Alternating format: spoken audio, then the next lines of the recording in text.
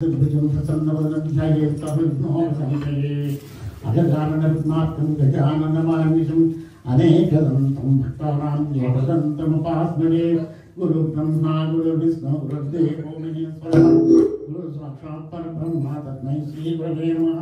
पूजन्तं रामनामेति मधुरं मधुराक्षरम् आरुह्य कविताशाखं वन्दे वाल्मीकिकोकिलम्।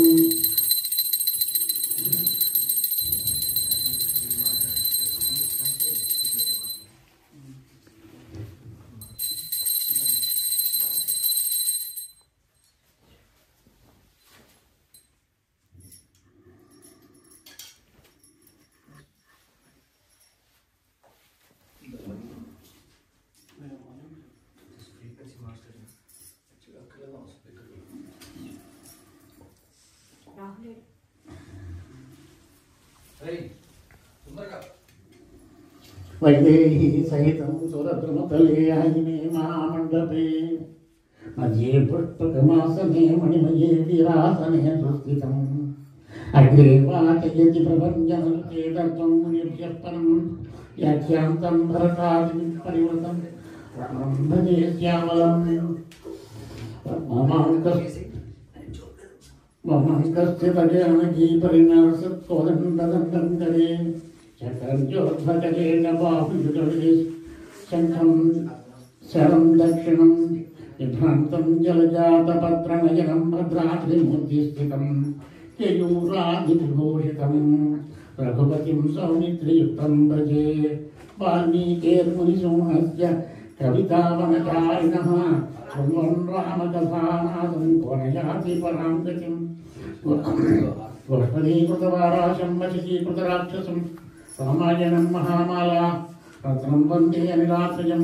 नमोऽस्तु रामाय सलक्ष्मणाय जय जय च तस्मै जनकात्मजायै। नमोऽस्तु रुद्रेन्द्रयमानिनेभ्यो नमोऽस्तु चन्द्रार्कमरुद्गणेभ्यः।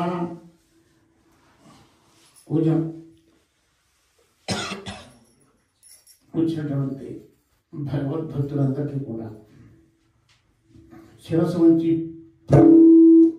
ప్రణామాలు అర్పిస్తాను. మీరు పెద్దవాడు కదంటే 70 ఏళ్ల వయసు వాడు, మీరు మాకు ప్రణామాలు అర్పించడం అంటే ఇందులో ఉన్నటువంటి విషయం ఏంటంటే ప్రతి వారి యొక్క మనసులోనూ భగవంతుడు ఉంటాడు. భగవంతుడు లేని ప్రదేశం లేదు. అందుచేత నేను మీలో ఉన్నటువంటి భగవంతుడికి నమస్కారం చేస్తున్నాను. వాస్తవానికి మిమ్మల్ని ఆశీర్వదించేవాడు మీ అందరికంటే వయసులో నేను పెద్దవాడిని కాబట్టి మిమ్మల్ని ఆశీర్వదించవలసినటువంటి వయసే. కానీ మీ అందరికీ కూడా నమస్కారం ఎందుకు చేస్తున్నానంటే మీ మనసులో ఉన్నటువంటి భగవంతుడికి నమస్కారం చేస్తున్నాను. నిన్నటి రోజున వాల్మీకి రచించినటువంటి రామాయణం యొక్క గొప్పతనాన్ని వివరించుకోవడం జరిగింది. తర్వాత వాల్మీకి యొక్క పూర్వ చరిత్ర, తర్వాత నారదుని యొక్క ఆగమనము, మొత్తం 24,000 శ్లోకాలతో ఉన్నటువంటి రామాయణాన్ని 100 శ్లోకాలతోటి నారదుడు వాల్మీకి ఉపదేశం చేయడం, వాల్మీకి తమసా నదికి వెళ్ళడం, అక్కడ జపం చేసుకుంటుంటే ఒక బోయేవాడు క్రౌంచ పక్షి మిథునంలో ఉన్నటువంటి క్రౌంచ పక్షుల జంట ఉంటే అందులో ఒక పక్షి నేల కోల్చడం, అది వాల్మీకి చూడడం, రామాయణం రచించడం ప్రారంభమైంది. అప్పటికి రామాయణం అయిపోయింది. వాల్మీకి మహాశాస్త్రంలో సీతాదేవి ఉంది గర్భవతిగా. నారదుడు చెప్పాడు, నారదుని అడిగాడు, కోన్వస్మిన్ సాంప్రతంలోకే గుణవాన్ కస్య వీర్యవాన్ ధర్మజ్ఞశ్చ కృతజ్ఞశ్చ సత్యవాక్యో దృఢవ్రత అని చెప్పి అని అంత చరిత్రలో ప్రసిద్ధి పొందిన వాడెవడు, పరాక్రమం కలిగిన వాడెవరు ఇప్పుడు ఉన్నాడా అంటే అప్పుడు చెప్పాడు, ఇక్ష్వాకు వంశ ప్రభు రామో నామజనయ సుత. అప్పుడు వాల్మీకి మహర్షి గొప్ప ఎంత అద్భుతమైనటువంటి ఆశ్చర్యానికి లోనయ్యాడంటే ఆ రాముల వారి యొక్క భార్య నా ఆశ్రమంలో ఉంది, ఆవిడ కవల పిల్లలు పుట్టారు, ఆ చరిత్ర నేను రాముల వారి యొక్క చరిత్ర నేను రాస్తున్నాను అన్నాడు. అయితే ఆ తర్వాత ఇవాళ నిన్న వానరులందరూ కూడా పుట్టేశారు. ఎవరి యొక్క తేజస్సుతోటి వాలి, సుగ్రీవుడు, అంగదుడు, నీలుడు, తార్క్షుడు, విందుడు, హనుమంతుడు, సుషేణుడు వీళ్ళందరూ కూడా పుట్టారు. ఇక రామచంద్ర ప్రభువు యొక్క జననం చెప్పుకోవాలి. నేను చెప్పలేదు. అది అసలు సాధారణంగా లోకంలో ఏమిటంటే దశరథ మహారాజు పుత్ర సంతానం కోసం పుత్రకామేష్టి యాగం చేశాడు అనేటువంటిది లోకంలో ఉన్నటువంటి మాట. కానీ పుత్రకామేష్టి యాగం చేయడానికి పూర్వము దశరథ మహారాజు అశ్వమేధ యాగాన్ని చేశాడు. యాగం చేసిన తర్వాత ఆ యాగం చేయడానికి ఋష్యశృంగుడిని ఆహ్వానించాడు. వస్తే ఆయన భార్య శాంతదేవి వచ్చారు. అప్పుడు ఋష్యశృంగుడు చెప్పాడు, మీరు సంతానం కోసం యాగం చేయాలనుకుంటున్నారు, పుత్రకామేష్టి యాగం చేయండి. ఆ సైమల్టేనియస్గా అశ్వమేధ యాగం తర్వాత పుత్రకామేష్టి యాగం జరిగింది. ఆ పుత్రకామేష్టి యాగం పూర్తి అయిన తర్వాత దేవతలు ఏం చేశారు అంటే, దేవతలకు మహదానందంగా ఉంది. ఎందుచేత అటు దేవతలని నానా బాధలు పెట్టేస్తున్నాడు రావణాసురుడు. మునుల్ని ఎవరిని యజ్ఞయాగాదులు చేసుకోవడం లేదు. దండకారణ్యంలో మునులందరూ యజ్ఞయాగాదులు చేసుకుంటుంటే మాది రావణాసురుడు ఏం చేశాడంటే తాటగా శూర్పణగా మారీచుడు స్వభావుడు అని వాళ్ళ జనస్థానంలో 14,000 మంది రాక్షసులు వాళ్ళందరూ ఉన్నారు. వాళ్ళందరూ కూడా ఎవరిని దెబ్బతప్పాలు చేసుకోనివ్వట్లేదు. మునులు చంపేస్తున్నారు, తినేస్తున్నారు. ఎవరు యజ్ఞయాగాదులు కూడా చేసుకోనివ్వడం లేదు. అందుచేత దేవతలకు చాలా ఆనందంగా ఉంది. ఇంకా మనకి రాముడు పుట్టిస్తున్నాడు శ్రీ మహావిష్ణువు అవతారంలో దశరథ మహారాజు గర్భాన్ని అని మహా ఆనందంగా దేవతలు బ్రహ్మగారు ఉన్నారు. సరే, ఆ దేవతలందరూ కలిసి ఒక పాయస పాత్రని అగ్నిగుండం నుంచి ఒక దివ్యమైనటువంటి పురుషుడు పాయస పాత్రని పట్టుకొచ్చి అది ఏం చేశాడంటే దశరథ మహారాజుకి పాయస పాత్రని ఇచ్చాడు. ఒక బంగారపు పాత్ర, దానికి అనేకమైన రత్నాలు, ముత్యాలు, వైద్యాలు, కెంపులు వాటితో చేసినటువంటి పాత్రతోటి పాయస పాత్రను పట్టుకొచ్చి ఇది దేవతలు పంపించారు. ఈ పాయస పాత్రను తీసుకొని నీ భార్యకి ఇస్తే భార్యలో గర్భవతి అవుతారు. సరే అన్నాడు. దశరథ మహారాజు ఆ పాయస పాత్రని తీసుకుని ఆ పాయస పాత్రలో అది సాధారణంగా లోకంలో అన్ని బయట వాల్మీకి రామాయణం కాదు, బయట రామాయణంలో ఏమని చెప్పారు అంటే కౌశల్యకి సగభాగం, సుమిత్రకి పావువంతు, కైకేయికి పావువంతు అని చెప్పారు. కానీ వాల్మీకి రామాయణంలో అలా చెప్పలేదు. ఎలా చెప్పారు అంటే మొదటి భార్య కౌశల్య, ఆవిడ పట్టపురాణి. రాజుగారు ఏదో యజ్ఞాలు చేసినా, యాగాలు చేసినా, ఇంకోటి చేసినా పక్కన కూర్చునేటువంటి అధికారం మహారాణి వారికే ఉంటుంది, కౌశల్యాదేవికి. తర్వాత రెండో భార్య ఎవరు అంటే సుమిత్ర. సుమిత్రకి ఇక్కడ సంతానం కలగకపోతే 30 ఏళ్ళ వరకు 30,000 సంవత్సరాలు వరకు సంతానం కలగకపోతే అప్పుడు కైకేయిని వివాహం చేసుకున్నాడు. ఆవిడ కూడా సంతానం కలగలేదు. 60 సంవత్సరాల వయసు వచ్చేసింది. 60,000 సంవత్సరాలు 60 సంవత్సరాల వయసు కాదు. ఆ కృతయుగంలో ఆ మనుషుల యొక్క ఆయ ప్రమాణం అంత ఉంది. సంతానం కలగలేదు. సంతానం యజ్ఞం చేశారు. పాయస పాత్ర వచ్చింది. ఆ పాయస పాత్రని ఎలా పెంచారు అంటే కౌశల్య పట్టపురాణి కాబట్టి కౌశల్యకి సగభాగం ఇచ్చేశారు. ఏమండి, సగభాగం ఇచ్చిన తర్వాత మిగిలిన సగభాగంలో 1/4 వంతు సుమిత్రకి ఇచ్చాడు, రెండవ భార్య. ఇక్కడ మీరు జాగ్రత్తగా గమనించండి. చాలా విచిత్రంగా పెంచాడు దశరథ మహారాజు, చాలా విచిత్రంగా పెంచాడు. ఇది నాకు చాలా కాలం వరకు నేను ఎన్నిసార్లు చదివేవాడిని. పాయస పాత్రని ఎలా పంచిపెట్టాడు, ఏదో చెప్తుండే వాళ్ళని లెక్క అర్థమయ్యేది కాదు. ఒకసారి అర్థమైనా కానీ తర్వాత మళ్ళీ మార్పు వచ్చేసింది. సుమిత్రకి 1/4 వంతు పాయసాన్ని ఇచ్చాడు. ఏమండి, సగం వంతు కౌశల్య ప్రజల పట్టపురానికి ఇచ్చాడు. ఆ మిగిలిన సగంలో 1/4 సుమిత్రకి ఇచ్చాడు. ఇక మిగిలినటువంటి భాగం ఎంత ఉంది అంటే ఎంత ఉందండి? 1/4 మిగిలింది. ఇంకా ఈ 1/4లో మళ్ళీ సగం చేశాడు, 1/8. ఈ 1/8 సుమిత్రకి ఇచ్చాడు. ఆ 1/8 కైకేయికి ఇచ్చాడు.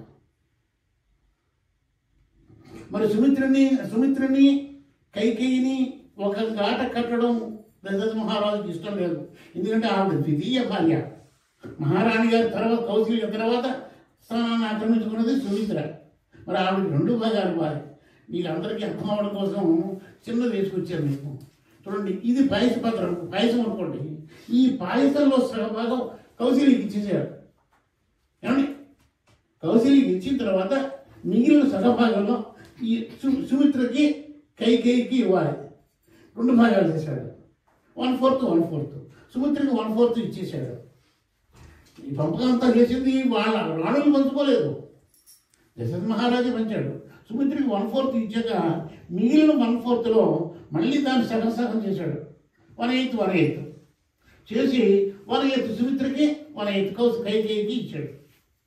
ఈ విధంగా పాయసాన్ని పంచిపెట్టేశాడు. వీడు చాలా మహదానందంగా పాయసాన్ని స్వీకరించారు. గర్భవతులయ్యారు. గర్భవతులైన తర్వాత 12 మాసాలకి ఇప్పుడు మనకి 9 మాసాలు గర్భవతి. అప్పుడు 12 మాసాలు గర్భవతి. ఆ 12 మాసాలు గర్భవతి అయిన తర్వాత కౌశల్యాదేవికి రాముడు పుట్టాడు.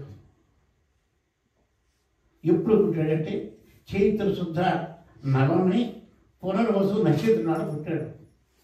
12 మాసాల పాటు శ్రీ మహావిష్ణువు ఒక మానవ స్త్రీ, కౌశల్యాదేవి అంటే ఒక రాజుగారి యొక్క భార్య మానవ స్త్రీ. మానవ స్త్రీ గర్భంలో 12 మాసాలు గర్భంలో అధివాసం చేసి జగన్నాథుడైనటువంటి వాడు ఎవడో, సమస్త దేవతలకి ఆరాధనీయుడెవడో, సమస్త దేవతల చేత పూజింపబడేవాడు అంటే వాడు ఎవడో, అటువంటి జగదభిరాముడు కౌశల్య గర్భంలోంచి చైత్రశుద్ధ నవమి పునర్వసు నక్షత్రయుక్తంలో ఆవిడ గర్భంలోంచి ధరించాడు. ఆ మహానుభావుడు జన్మించేటప్పటికి గ్రహగతులు ఏ విధంగా ఉన్నాయని ఒకసారి పరిశీలిస్తే ఎలా ఉన్నాయట. చైత్రశుద్ధ నవమి నాడు పునర్వసు నక్షత్ర యుక్తంలో కర్కాటక లగ్నంలో 5 గ్రహాలు ఉచ్చ స్థితిలో ఉన్నాయి. 5 గ్రహాలలో మేషరాశి యందు సూర్యుడు ఉన్నాడు. తర్వాత కర్కాటక రాశి యందు గురుడు ఉన్నాడు. మీనరాశి యందు శుక్రుడు ఉన్నాడు. తర్వాత తులారాశి యందు శని ఉన్నాడు. మకర రాశి యందు కుజుడు ఉన్నాడు. ఈ విధంగా అన్ని రాశులలోనూ ఆ గ్రహాలన్నీ కూడా ఉచ్చస్థితిలో ఉండగా రామచంద్ర ప్రభువు జన్మించాడు.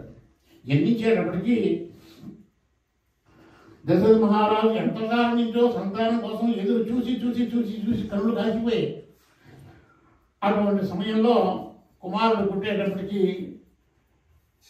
ఆయన యొక్క ఆనందాన్ని సంతోషాన్ని ఎవరు కూడా లెక్క చేయలేరు. అంతటి ఆనందాన్ని అనిపించాడు. కౌశల్య కూడా అంత ఆనందంగానే ఉంది. తర్వాత చైత్రశుద్ధ నవమి నాడు శ్రీరామచంద్రుడు జన్మిస్తే దశమి నాడు సూర్యోదయం కాకుండా మీన లగ్నంలో కర్కాటక రాశి లగ్నంలో పుష్యమి నక్షత్రంలో భరతుడు జన్మించాడు. ఎవరికి? కైకేయి. తరువాత సూర్యోదయానికి పూర్వమే భరతుడు జన్మించాడు. తరువాత సూర్యోదయం అయిన తర్వాత అదే రోజున అనగా చైత్రశుద్ధ దశమి నాడు సూర్యోదయం తర్వాత ఆశ్లేష నక్షత్రంలో కర్కాటక లగ్నంలో సూర్యుడు మొదలు అంగారకాది పంచగ్రహాలన్నీ కూడా ఉచ్చ స్థితిలో ఉండగా సుమిత్రాదేవికి లక్ష్మణుడు శత్రుఘ్నుడు పుట్టారు. ఈ విధంగా సీతారామ శ్రీరామ లక్ష్మణ భరత శత్రుఘ్నుడు జన్మించారు. ఇక్కడ మీరు ఒక మాట అడుగుతారు, ఏమండి లక్ష్మణుడు లోకంలో ఉండేటువంటి అనుమానం వస్తుంది. సుమిత్రాదేవికి లక్ష్మణుడు శత్రుఘ్నుడు పుట్టారు, కైకేయికి భరతుడు పుట్టాడు. రాముడి దగ్గర వాళ్ళ అన్నదమ్ములిద్దరూ కలిసి ఉండాలి. ఎవరు? లక్ష్మణుడు శత్రుఘ్నుడు. కానీ అలా కలిసి ఉండడం లేదు. లక్ష్మణుడు ఎవరి దగ్గర ఉంటున్నాడు అంటే బహిప్రాణమే రాముడికి. ఒక ఆట ఆడుకోవాలన్నా, అన్నం తినాలన్నా, నిద్రపోవాలన్నా రాముడు లక్ష్మణుడు కలిసే ఉంటున్నారు. భరతుడు శత్రుఘ్నుడు కలిసే ఉంటారు. అలా కలిసి ఉండడానికి కూడా కారణం ఉంది. వాల్మీకి మహర్షి మహానుభావుడు. ఎందుకు అలా కలిసి ఉండవలసిన అవసరం ఎందుకు వచ్చిందో కూడా చెప్తున్నాను. శ్రీ మహావిష్ణువు బాలసముద్రం మీద ఎక్కడ ఉంటాడు? ఆదిశేషువు మీద ఉంటాడు. ఏమండి, శ్రీ మహావిష్ణువు పాలసముద్రంలో ఆదిశేషువు మీద ఉంటాడు. ఆదిశేషువు అంచెతోటి లక్ష్మణుడు జన్మించాడు. ఇప్పుడు రాముడు ఎక్కడ ఉండాలి? ఆదిశేషువు మీద ఉండాలి. అంచేత లక్ష్మణుడు శ్రీరాముడు కలిసి ఉన్నారు. తర్వాత శ్రీ మహావిష్ణువు యొక్క శంఖము, చక్రం భరతుడు శత్రుఘ్నుడు ఈ అంశంతో పుట్టారు. ఈ విధంగా పుట్టారు. బాలరామాయణంలో కాదు, బాలరామాయణంలో కాదు, మనం గత సంవత్సరం భాగవతం చెప్పుకున్నప్పుడు భాగవతంలో దశమ స్కంధంలో శ్రీకృష్ణుడు జన్మించినప్పుడు, ఆ శ్రీకృష్ణుడు జన్మించడం అంటే దేవకి వసుదేవుడికి తిరసాలలో పుట్టాడు.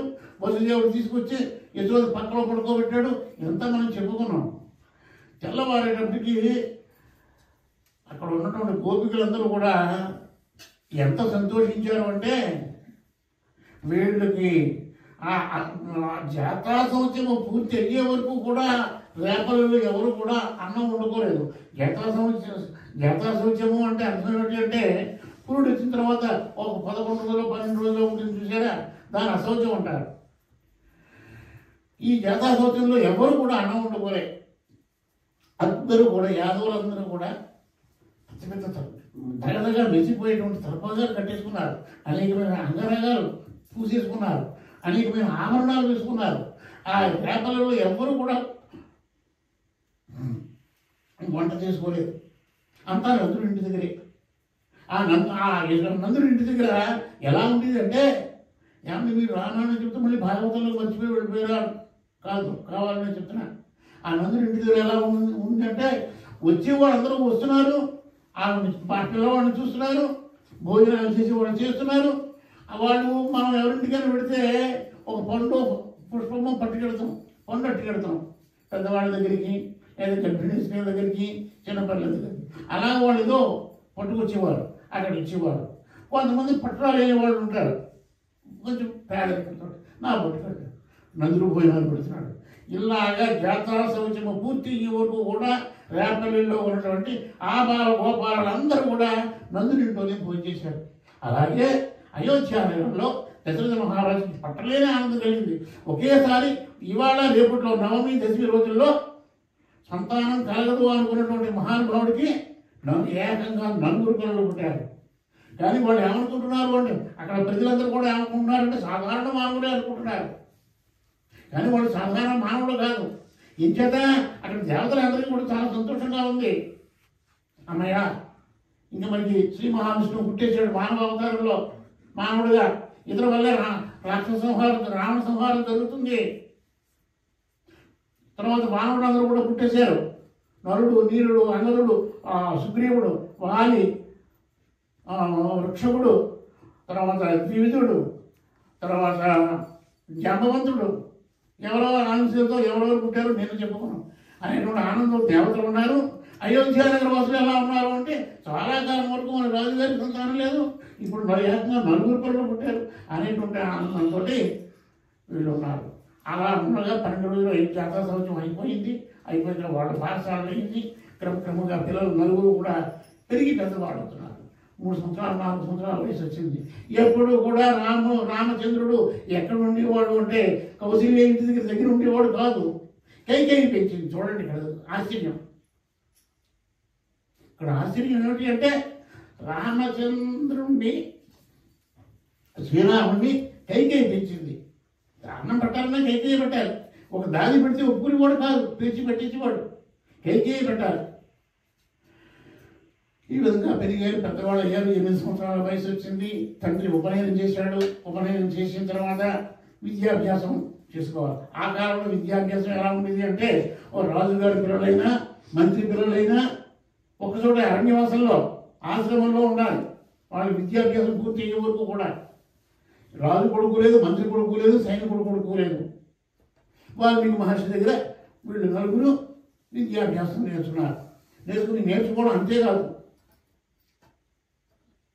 వేద విద్య, ధనుర్విద్య, యుద్ధ విద్య, రాజనీతి.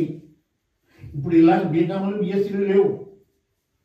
బీకాములు బిఎస్సీలు బీటెక్లు ఎంటెక్లు ఎంఎస్సీలు లేవు. ధనుర్వేదం నేర్చుకున్నారు.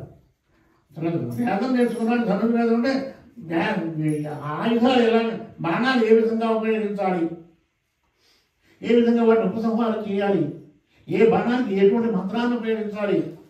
ఇప్పుడు కాలంలో అయితే ఇప్పుడు మేము బాంబులు కనిపెట్టాం, అణు బాంబులు కనిపెట్టాం అంటారు. శ్రీరాముడు కేవలము దర్భపుడకను తీసుకుని దానికి వాయువ్యాస్త్రం ప్రయోగించాలి లేదా బ్రహ్మాస్త్రం ప్రయోగించాలి అంటే ఆ మంత్రాన్ని చదివి ఆ దర్భపుడను అలా విడిచిపెట్టారు. అది ఎంత ఎటువంటి వాళ్ళైనా సంహారం చేసేది. మరి ఆ రోజునే ఉన్నాయి అటువంటి ఆయుధాలన్నీ కూడా. మనకేమిటంటే ఇప్పుడు నేను భారతదేశంలో ఉన్నాను అనేటువంటి భావంతో మాట్లాడుతున్నా. మొత్తం విద్యలన్నీ కూడా భారతదేశంలో ఉన్నాయి. జర్మనీ వాళ్ళు మన దేశం నుంచి పండితులను తీసుకెళ్ళి అక్కడ వేదాలని ఆ జర్మన్ భాషలో అనువాదం చేయించుకున్నారు.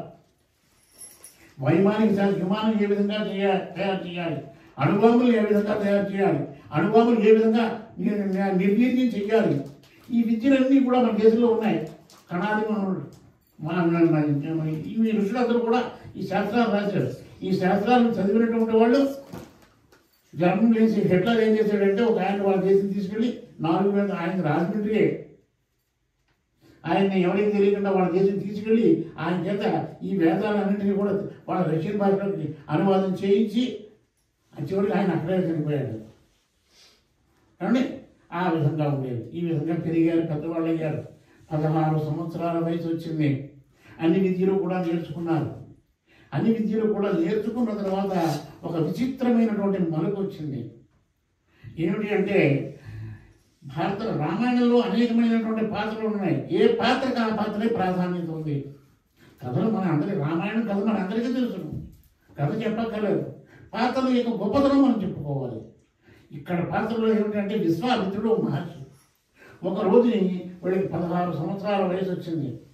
16 సంవత్సరాల వయసు వచ్చేటప్పటికి విశ్వామిత్రుడు ఒక యాగం చేయడం ప్రారంభించాడు. ఈ యాగాలు కూడా 2 రకాలుగా ఉంటాయి. కామ్యక యాగాలు, నిష్కామ యాగాలు అని. కామ్యక యాగాలు అంటే నాకు కొడుకు పుట్టాలి అని చేసేటువంటి యాగాన్ని కామ్యక యాగము అంటారు. నిష్కామ యాగము అంటే వీళ్ళు నైమిసారణ్యంలో సత్రయాగం చేశారు, దీర్ఘకాల సత్రయాగం చేశారు ఊళ్ళందరూ కూడా. ఎందుచేత అంటే లోకంలో అందరూ కూడా సుఖశాంతులతో ఉండాలి, తన భార్య తన పిల్లలు కాదు. అలాంటి యాగం చేశారు సత్రయాగం. అంటే ఇక్కడ కామ్యయాగాలు వేరు, కామ్యకర్మలు వేరు, నిష్కామ కర్మలు వేరు. రోజు సంధ్యావందనం చేస్తున్నాం, అది నీకు అన్నం పెట్టడం కోసం సంధ్యావందనం చేయడం కాదు. సంధ్యావందనం ఎందుకు చేస్తారు అంటే ప్రతి వాళ్ళు 3 పూట్ల సంధ్యావందనం చేయాలి. సంధ్యావందనం యొక్క గొప్పతనం గురించి ఒక 2 మాటలు చెప్పి మళ్ళీ రామాయణంలో వచ్చేస్తాం. ఇక్కడ మనం గాయత్రి మంత్రాన్ని కూడా చెప్పుకోవాలి. గాయత్రి మంత్రంలో 24 అక్షరాలు ఉన్నాయి. రామాయణం 24,000 శ్లోకాలు ఉన్నాయి. ఈ ఒక్కొక్క 1000 శ్లోకానికి ఒక్కొక్క గాయత్రి మంత్రం అనుసంధానం అయ్యింది. అయితే అనేక పంచాక్షరి ఉంది, అష్టాక్షరి ఉంది, ద్వాదశాక్షరి ఉంది. అన్నింటికి ఒకటే అది దేవత, పంచ దేవత ఉంటారు. కానీ గాయత్రి మంత్రం ఇప్పుడు ఓం నమో భగవతే వాసుదేవాయ అన్నాను, అందరికీ ఒక్కటే అది దేవత, ప్రత్యేక దేవత. కానీ గాయత్రి మంత్రం దగ్గరికి వచ్చేటప్పటికి ఓం భూర్భువస్సువః తత్సవితుర్వరేణ్యం భర్గో దేవస్య ధీమహి అని చెప్పినప్పుడు ఏమవుతుందంటే ఇందులో 24 అక్షరాలకి 24 అధిదేవతలు, ప్రత్యేక దేవతలు ఉన్నారు. ఏ అక్షరం కావాలి.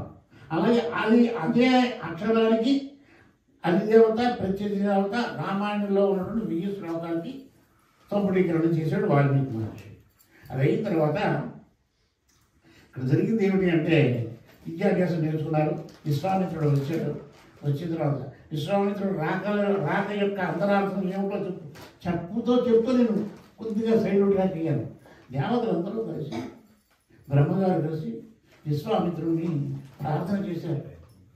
ఎందుకు ప్రార్థన చేసేవారు అంటే, నీకు వచ్చినటువంటి అట్లా వశిష్ఠ మహర్షి దగ్గర విద్యలన్నీ కూడా నేర్చుకున్నాడు. కానీ రాముడు సాక్షాత్తు శ్రీ మహావిష్ణువు. ఒక రోజున రహస్యంగా విశ్వామిత్రుడితో మాట్లాడాడు బ్రహ్మగారు. ఈ విషయం మన మధ్య ఇద్దరి మధ్యలోనే ఉన్నాయి. అయోధ్య వెళ్ళి రాముడిని అడవిలోకి తీసుకురా,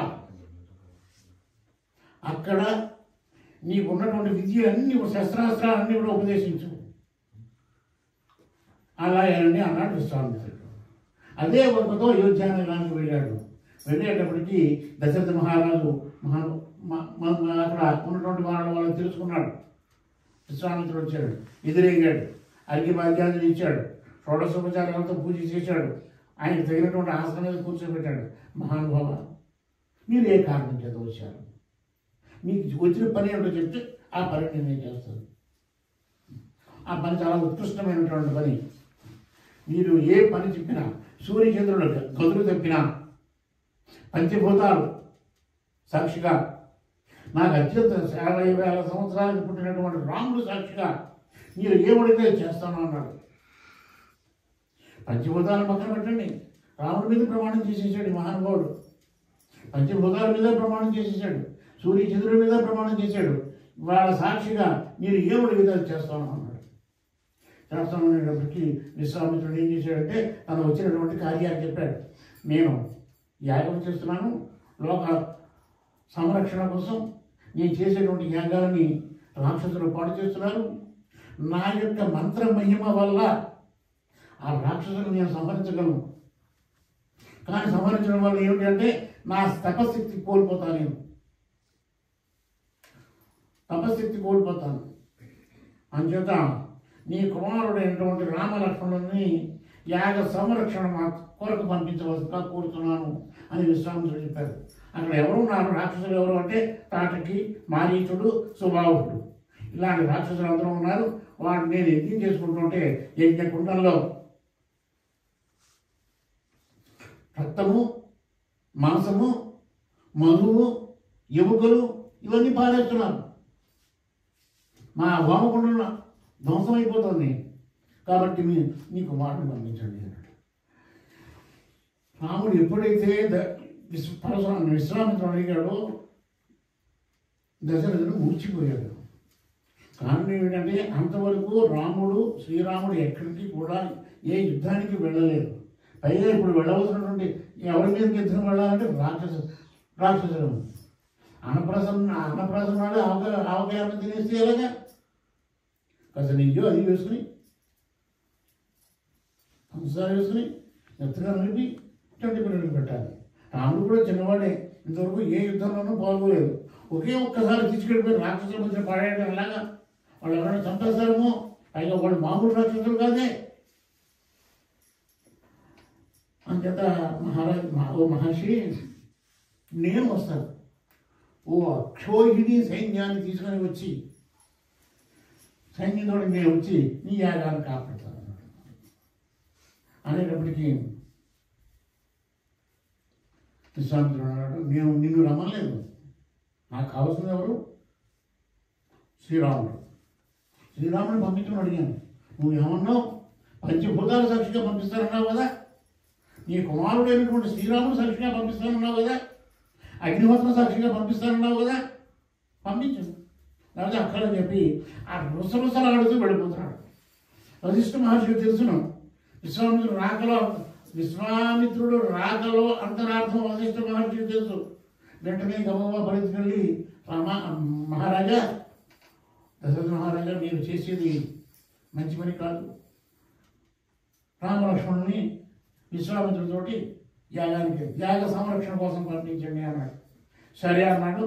ఇంకా అప్పుడు వశిష్ఠ మహర్షి యొక్క మాటను కాదని లేక దశరథ మహారాజు అంగీకరించి రామలక్ష్మణులతోటి అడవికి పంపాడు. అదే మొట్టమొదటి వనవాసం ప్రారంభం. గంగా నది తీరం గంగా నది వెంబడి 12 కిలోమీటర్ల దూరం కాళ్ళకి అడవుల్లో కొండల మీద అడవుల నుంచి నడుచుకుంటూ వెళ్ళారు. సాయంకాలం వరకు ప్రయాణం చేసిన తర్వాత రాత్రి చీకటి టైంకి రాత్రికి విశ్రాంతి తీసుకున్నారు. ఈ ప్రయాణ సమయం అయ్యింది. మర్నాడు తెల్లవారింది. తెల్లవారిన తర్వాత విశ్వామిత్రుడు ఏమన్నాడంటే, వీడు పాపం రాజకుమారుడు హంసదుడిగా తలవారి మీద నిద్రపోతున్నారు. నిద్రపోయేటువంటి అలవాటు ఉన్నవాడు, పెద్ద పెద్ద పరుగులు, పెద్ద పెద్ద నవరత్నాలు తప్పినటువంటి మంచాలు, అలాంటిది ఎక్కడ పడుకున్నారు? కటికి నేల మీద దర్భగడ్డి మీద పడుకున్నారు. విశ్వామిత్రుడు ఏమాత్రమో జాలి చూపించలేదు. వీళ్ళని నేను తీర్చిదిద్దాలని మనసులో అనుకున్నాడు. మన్నాడు తెల్లారింది. కౌసల్యా సుప్రజా రామ పూర్వ సంధ్యా ప్రవర్తతే ఉత్తిష్ట నరశాబ్దూలా కర్తవ్యం దైవమాంధికం. మీరు శనివారం నాడు, అంటే ఇప్పుడు రేడియోలో లేవు కాబట్టి నేను చెప్పలేదు, కానీ టీవీలో ఎప్పుడు వస్తుందో చెప్పలేదు, కానీ రేడియోలో శనివారం నాడు పొద్దునే వెంకటేశ్వర సుప్రభాతం వస్తుంది. ఆ సుప్రభాతంలో మొట్టమొదటి శ్లోకం కౌసల్యా సుప్రజారామ పూర్వ సంధ్యా ప్రవర్తతే ఉత్తిష్ట నరశార్దూల కర్తవ్యం దైవమాంధికం. కౌసల్యాదేవి యొక్క కుమారుడైనటువంటి ఓ రామ, లేవయ, కర్తవ్యం దైవమాంధికం, ప్రతిరోజు ఉన్నటువంటి అనుష్ఠానం చేసుకోవాలి, లే అన్నాడు. లేచాడు. లేచిన తర్వాత ఆయన సంధ్యావందనం చేసుకున్నాడు. రామలక్ష్మణుడు సంధ్యావందనం చేసుకున్నాడు. రాముడికి పరశురాముడు బల అతి బల అనేటువంటి విద్యలు నేర్పాడు. అదే విశ్వామిత్రుడు రాముడికి బల అతి బల విద్యలు నేర్పాడు. బల అతి బల విద్యల యొక్క గొప్పదనం ఏమిటంటే, ఆ విద్య నేర్చుకుంటే ఆకలి వేయదు, దప్పిక కలగదు, నిద్ర కలగదు, ఎవరి ముందు ఓడిపోదు నిద్రలో. అటువంటి దివ్యమైనటువంటి అస్త్రాలు బల అతి బల విద్య నేర్పాడు. అంతే ఈ బల అతి బల విద్యలే కాకుండా అనేకమైనటువంటి ఐంద్రాస్త్రము, వాయువ్యాస్త్రము, ఆగ్నేయాస్త్రము, గరుడాస్త్రము, ఇలా అనేకమైనటువంటి అస్త్రాలు, ప్రయోగము, ఉపసంహారం. ప్రయోగం అంటే బాణం వేయడం. ఈ మంత్రాన్ని ఓ దండోపులకి తీసుకుని ఆ దండోపులకి ఈ మంత్రాన్ని అనుష్ఠానం చేసి బాణం వేయడం. ఒకవేళ ఆ బాణాన్ని బలరహితం చేసేయాలంటే దానికి ఇంకో మంత్రం ఉంటుంది. వాటిని ఏమంటారంటే ప్రయోగ ఉపసంహార మంత్రాలు అంటారు. అవి చేసేయడం, అవి నేర్పడం. ఈ విధంగా అన్ని విద్యలు కూడా నేర్చుకున్నారు. నేర్చుకుని బయలుదేరి వెళుతున్నారు. ఇంకా ఎక్కడికి వెళ్ళాలి? విశ్వామిత్రుడు తపస్సు యజ్ఞం చేసేటువంటి ప్రదేశానికి వెళ్ళాలి. మధ్యలో అనేకమైనటువంటి వింతలు విశేషాలు కనిపిస్తున్నాయి. వాళ్ళకి సిద్ధాశ్రమం కనిపించింది. అప్పుడు రాముడు అడిగాడు. వాళ్ళు మొట్టమొదటి గంగా నదిని దాటారు. విశ్వామిత్రుడు, రాముడు, లక్ష్మణుడు గంగా నదిని దాటారు. శ్రీరాముడు ఏమన్నాడు అంటే, అంతవరకు ఎక్కడికి బయటికి వెళ్ళలేదు. ఎక్కడ ఏ నది ఉందో, ఏ నది యొక్క ప్రాధాన్యత ఏమిటో రాముడికి తెలియదు. రాముడు గంగా నదిని దాటుతుంటే, మహానుభావ, ఈ నది యొక్క ప్రాధాన్యత ఏమిటి? ఈ నది పేరేమిటి? ఈ నది యొక్క అనేటప్పటికీ విశ్వామిత్రుడు చెప్తున్నాడు. ఇక్కడ ఉన్న వాళ్ళందరినీ కూడా ఈ సందర్భంగా ఒక విషయాన్ని మీకు విన్నవించుకుంటారు. ఏమిటి అంటే, ఏడాదికి ఒకసారైనా సెలవుల్లోనూ ఎప్పుడో ఒకసారి మీ పిల్లల్ని తీసుకొని తీర్థయాత్రలతో వెళ్ళండి. వెళ్ళి అక్కడ అంటే ఇక్కడ ఏమున్నాయో నాకు తెలియదు. నేను వెళ్ళిన దేవాలయం ఒకటి నాకు తెలుసు. ఎప్పుడైనా మీరు మీ పని మీద భారతదేశం వెళ్ళినప్పుడు ఒక్కసారి కాశీ తీసుకెళ్ళండి పిల్లల్ని. కొడైకెనాలు లేకపోతే నీలగిరి, జమ్మూ కాశ్మీర్ కాదు, ఒకసారి కాశీ తీసుకెళ్ళండి.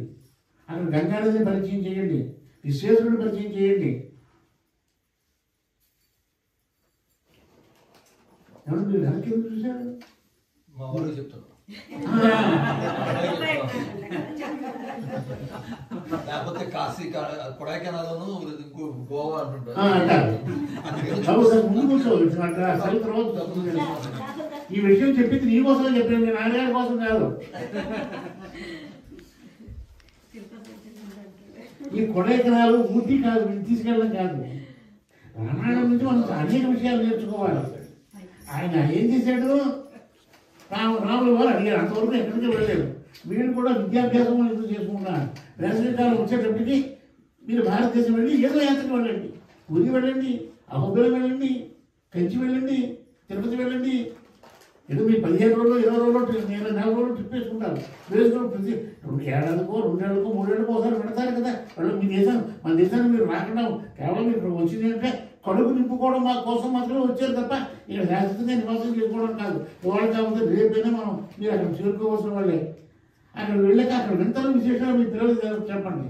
ఎందుకంటే మీ తర్వాత మీ పిల్లలకి అవి ఏమిటో తెలియవు. నేను కీడుగా మాట్లాడుతున్నాను అనుకోకండి. భారతదేశం అంటే ఏంటో తెలియదు చివరికి. అక్కడ వెళ్ళేటప్పటికి అంతవరకు రాముడు లక్ష్మణుడు ఎప్పుడు వాళ్ళ యొక్క కోటను దాటి వాళ్ళ వశిష్ఠ మహర్షి యొక్క ఆశ్రమాన్ని దాటి బయటికి రాలేదు. రాముడు అడిగాడు, ఈ నది పేరు ఏమిటి అడిగాడు. అందుకే పూర్వకాలంలో రాజకుమారుడు విద్యాభ్యాసం అయ్యాక దేశాటన చేయించేవారు. దేశాటన చేస్తే కానీ పట్టాభిషేకం చేసేవారు కాదు, రాజకీయాలు అప్పగించేవారు కాదు అంటారు.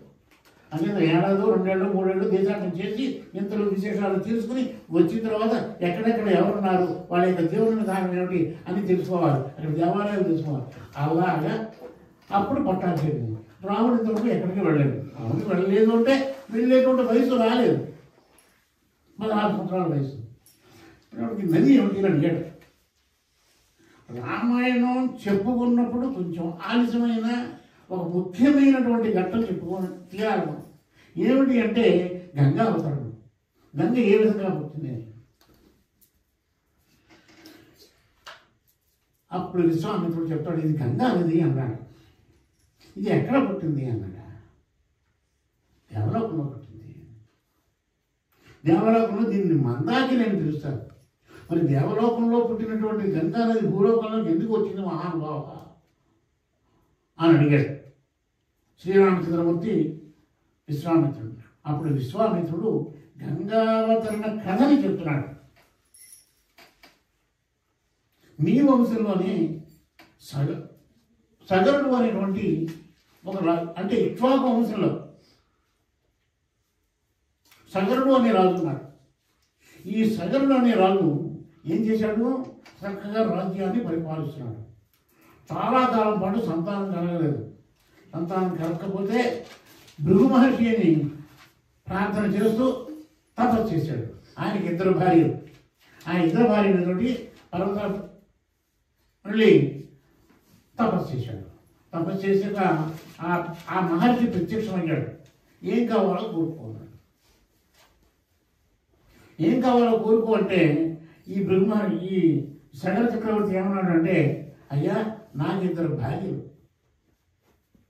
నాకు సంతానం కలగలేదు, నాకు సంతానం కావాలి అన్నాడు.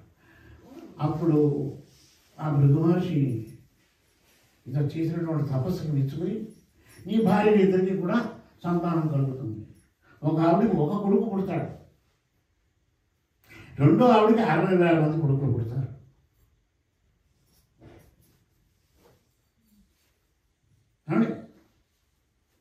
ఇక్కడ ఇవాళ ఒక్క నిమిషం చెప్తాను.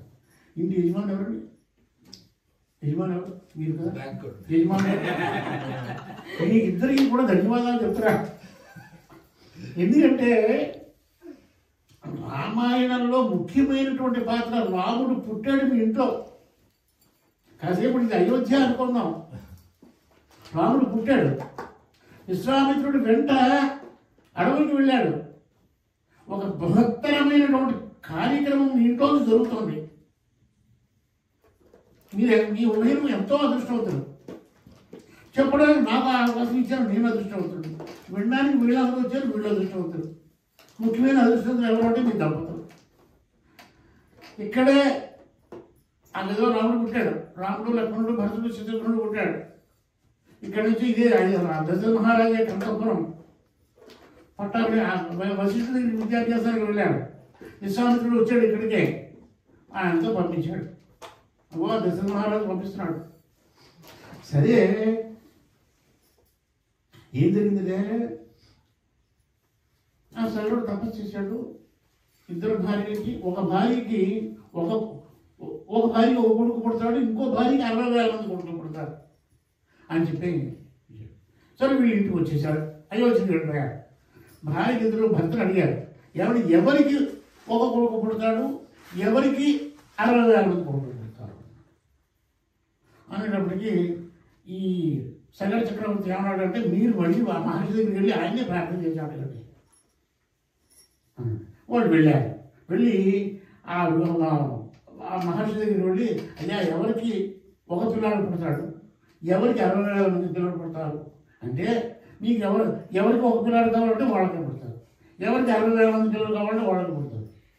సరే సరే అని పెద్ద భార్య పేరు కేసిని, రెండో భార్య పేరు సుమతి. ఈ సుమతి ఎవరు అంటే గరుత్మంతుని యొక్క చెల్లెలు. పేరు మర్చిపోకండి. గరుత్మంతుడు అంటే శ్రీ మహావిష్ణువుని యొక్క వాహనం. ఆ గరుత్మంతుని యొక్క చెల్లెలు సుమతి, కేసిని ఉంది. ఓ కొడుకు పుడతాడు. అప్పుడు వాళ్ళు ఏమంటున్నారు, పెద్ద భార్య ఏముంది, నాకు కొడుకు చదవదు. సరే అన్న. రెండో భార్యకి వాళ్ళతో దెబ్బడుకోలేదు, నేను 60,000 కొడుకు నాకు కావాలి, నాకు పెద్ద భార్యకి ఛాన్స్ ఇచ్చాడు. ఓ కొడుకు ఉంది. రెండో భార్య 60,000. అయిన తర్వాత జరిగింది ఏంటి అంటే, పెద్ద భార్య కొడుకు పేరు అసమంజసుడు, రెండో భార్యకి 60,000. ఈ అసమంజసుడు పుట్టాడు, పెరిగాడు, పెద్దవాడు అవుతున్నాడు. వీళ్ళకి రెండో భార్య కేసరికి గర్భం వచ్చింది, సంతానం పుట్టలేదు. ఒక ఆనపకాయ ఉంటుంది చూసారా, ఆనపకాయ టైపులో ఒక పిండము బయటపడి, అప్పుడు మహారాజు ఏం చేశాడంటే, ఆ పిండము బయట పడడంతో 60,000 ముక్కలు అయిపోయింది. ఆ ముక్కలు ఎలా ముక్కలు అయ్యాయి, బియ్యపు గింజ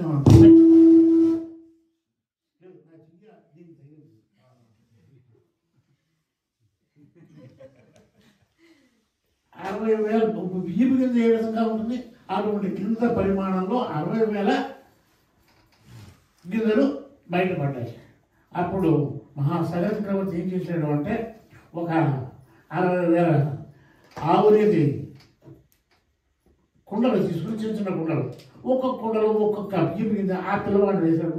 నిలమిలా మెరుస్తున్నారు, కదులుతున్నారు. చిన్న చిన్నవి ఎలా కదులుతారు, అలా కదులుతున్నారు.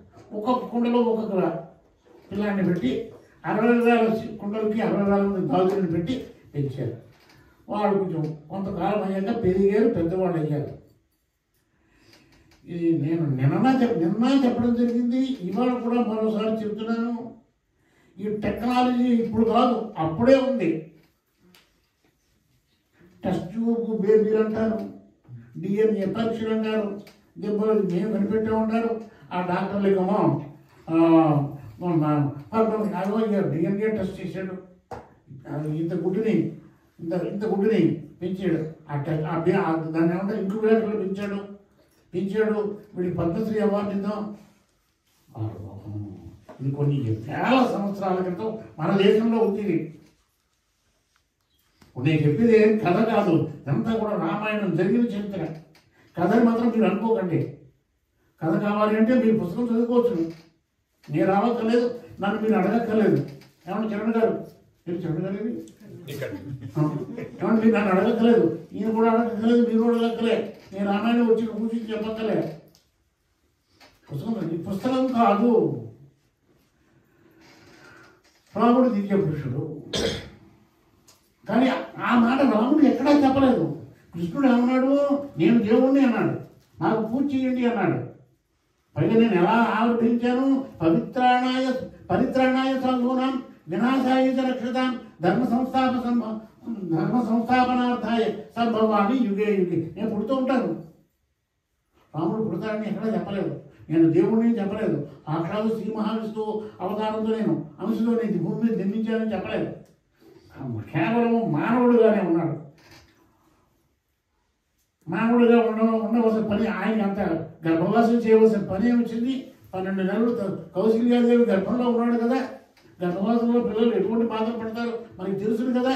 చీకటి మాయ అటువంటి సాక్షాత్తు శ్రీ మహావిష్ణువు గర్భవాసం చేయవలసిన పని లేదు. ఎవరి కోసం చేశాడు, మన కోసం చేశాడు. మానవుడిగా జన్మించాడు, మానవుడి చేతిలోనే చస్తానన్నాడు రావణాసురుడు. మానవుడు వానరుడు చేతిలోనే, వాళ్ళంటే నాకు భయం లేదు, మనం అంటే చిన్న చూపు ఆ రావణాసుడికి. అంతే శ్రీ మహావిష్ణువు ఏ అవతారంలో పుట్టాలి? మానవ అవతారంలో పుట్టాలి. అలాగే మహావిష్ణువు మానవ అవతారంలో పుట్టాడు. నేను దేవుడిని చెప్పి ఎక్కడా కూడా చెప్పుకోలేదు. అందరూ కూడా ఈ పరిశీలన చేస్తున్నారు. ఓ పక్కన దేవతలు ఈయన పుట్టినప్పుడే వాళ్ళు పెద్ద పండుగ చేసేస్తున్నారు. అమ్మాయి మన కష్టాలు తీరుతున్నాయిరా కొంతకాలానికి, రామ సంహారం జరుగుతుందిరా. ఈ వానరులుగా పుట్టిన వాళ్ళందరూ చక్కలు చేసుకొని ఆహా మనం శ్రీ మహావిష్ణువుతో కొంతకాలం ఉంటాం, మేము తిరుగుతాం, ఆయన వెనకాల తిరుగుతాం అని చెప్పి ఆ వానరులు అందరూ కూడా బ్రహ్మానంద పడిపోయారు. కానీ రాముడు మాత్రం ఎక్కడా నేను దేవుడిని చెప్పి మాత్రం చెప్పలేదు. అక్కడ సైలుడు ఏం చేశాడు? ఈ ఒక విషయంలోంచి పైకి వెళ్ళినా కానీ మళ్ళీ కిందలోకి వస్తున్నాడు. కంగారు పడకండి. ఈ 60,000 కుండలు పిల్లలు అయిపోయాయి. కొంతకాలం అయిన తర్వాత సగర చక్రవర్తి అశ్వమేధ యాగాన్ని చెయ్యాలనుకుని యాగాశ్వాన్ని వదిలిపెట్టాడు. అశ్వమేధ యాగం అంటే ఒక యజ్ఞ గుర్రాన్ని, బలమైన గుర్రాన్ని తీసుకొస్తారు. దాని నెత్తి మీద ఒక వెండి పలక, వెండి రేకు మీద అక్షరాలు రాస్తారు. ఎవరైనా పరాక్రమము కలిగినటువంటి వాళ్ళు మాత్రం యుద్ధం చేసి ఈ గుర్రాన్ని స్వాధీనం చేసుకోగలరు. దానికి సగర చక్రవర్తి యొక్క ఇక్కడ ఇంకో విషయం చెప్పడం మర్చిపోయాను. పెద్ద భార్య కుమారుడు అసమంజసుడు ఉన్నాడు కదా, వాడు కూడా పెద్దవాడు అయ్యాడు, పెళ్ళయింది, ఒక కొడుకు పుట్టాడు. కానీ అసమంజసుడికి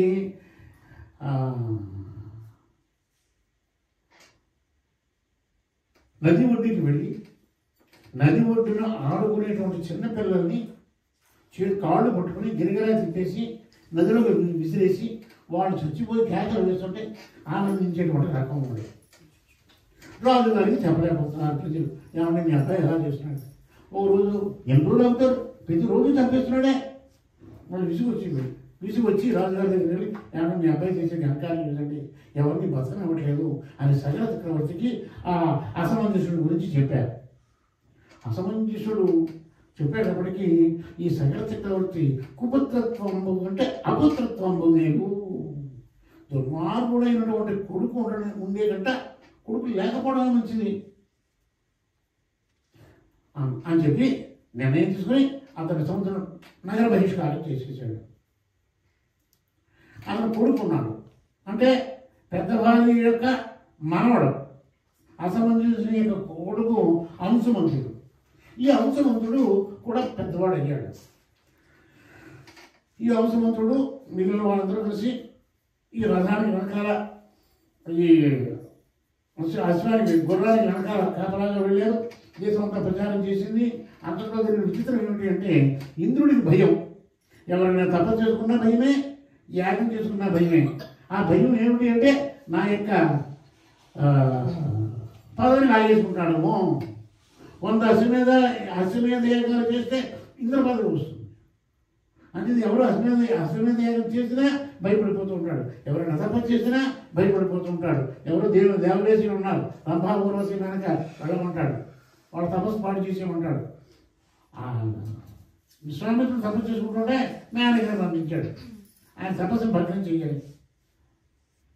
భగ్నం చేసింది, శకుంతల పుట్టింది. అది మనం భాగవతంలో చెప్పుకున్నాం. వాళ్ళు అక్కడ వదిలేసి ఆ శకుంతలమో ఆ మేనకమ్మో దేవలోకానికి వెళ్ళిపోయింది. ఈ విశ్వామిత్రుడేమో నా తపస్సు అంతా ఎంతకాలం చేసుకున్న తపస్సు వ్యర్థమైపోయింది అని చెప్పి ఆ పిల్లని అక్కడ వదిలేసి విశ్వామిత్రుడు వెళ్ళిపోయాడు. మళ్ళీ హిమాలయ పర్వతాలు తపస్సు చేసుకోలేదు. ఆ పిల్లలు దిక్కులేని అయిపోయింది శకుంతల. కర్మ మహర్షి పెంచాడు. ఇలా జరుగుతూనే ఉంటాయి. అలాగా ఈ అసమంజసుడు ఎప్పుడైతే వెళ్ళిపోయాడో అంశమంతుడు రాజ్యానికి వచ్చాడు. అంశమంతుడు ఈ రథంతో ఈ అశ్వంతో వెళ్ళాడు. ఎక్కడా కూడా దొరకలేదు. ఇక్కడ ఇంద్రుడు ఏం చేశాడు? ఇంద్రుడి దగ్గర చూస్తూ మళ్ళీ కొద్దిగా పక్కకి వెళ్ళాడు. ఇంద్రుడు ఏం చేశాడంటే ఆ గుర్రాన్ని తీసుకుని వెళ్ళి మన గుడిలో కట్టించాడు. ఇక్కడే ఎక్కడ మీ పేరేంటండి? మీ పేరేంటండి? ఆయన విగ్రహం కట్టించాడు. ఏంటంటే వేస్తారు మీరు ఇలా మాట్లాడతారు ఏమిటండి అంటారేమో. ఇప్పుడు మనం ఎక్కడున్నాం? పాతాళ లోకంలో ఉన్నాం. భూమి గుండ్రంగా ఉంది, భారతదేశం పైన ఉంది, కింద పాతాళ లోకం. ఈ పాతాళ లోకంలో మనం ఉన్నాం. అదేనా మీకు ఇప్పుడు నన్ను ఏమంటే భూలోకంలోనే కాకుండా పాతాళ లోకాలకు వెళ్ళి భాగవతం చెప్పారా అని నేను ఒక ఆయన. భూలోకంలో ప్రజలు ఉద్ధరించారు, బాగానే ఉంది. ఏదో భాగవత సప్తాహం అన్నారు, ఏదో రామాయణం అన్నారు, లేకపోతే ఇంకొక ఏదో అన్నారు, ఎక్కడో కార్యాలు ఏదో ఉపన్యాసాల్లో పాల్గొంటున్నారు. ఇది కాకుండా పాతాళంలో ఉన్నటువంటి ప్రజలు కూడా ఉద్ధరించేస్తున్నారా మీరు? నాకు ఉంది అర్థం కాదు. మా అన్నగారు రెండో అన్నయ్య గారు, ఆయన డిగ్రీ కాలేజ్ ప్రిన్సిపల్ చేసేది కదా, ఏమో మంచి సాహిత్యం మీద మంచి పట్టుంది. ఆయన భాగవత సప్తాహం చేసిన నాకు అత్యంత ఆప్తుడు, నాకు పితృ సమానుడు, తండ్రి లాంటి వాడు. నాకు చిన్నప్పుడు నాకు 13 ఏళ్ళు మా నాన్నగారు పోయారు, మా పెద్దన్నయ్య గారు, మా రెండో అన్నయ్య గారు, ఇంకా మేము అంతమంది 7 వాళ్ళ సంగతి పక్కన పెట్టండి. కానీ నాకు జీవితానికి మార్గదర్శకులు వీళ్ళిద్దరు. ఈయన అన్నాడు, ఎలా భూలోకంలోనే కాకుండా పాతాళ లోకంలోకి వెళ్ళి భాగవతం చెప్పేసేవారన్నమాట. అదేంటన్నయ్య? అవునరా అన్నాడు. కాదు, నాకు అర్థం లేదు అన్నమాట. అది పాతాళ లోకం అని. అమెరికాకి భారతదేశానికి 12 గంటల తేడా, అవునా? భూమి గుండ్రంగా ఉంది. ఇక్కడ ఉంది భూమి అమెరికా, అక్కడ ఉంది భారతదేశం. ఇప్పుడు మీకు అర్థమైందా? ఇప్పుడు మనం పాతాళ లోకంలోనే ఉన్నాం కదా. ఈ పాతాళ లోకంలోకి వాడు ఇంద్రుడు తీసుకెళ్ళి ఈ అశ్వాన్ని తీసుకెళ్ళి కట్టేశాడు. ఎక్కడా కనపడలేదు. సగల చక్రవర్తి ఏమన్నాడంటే 60,000 మంది,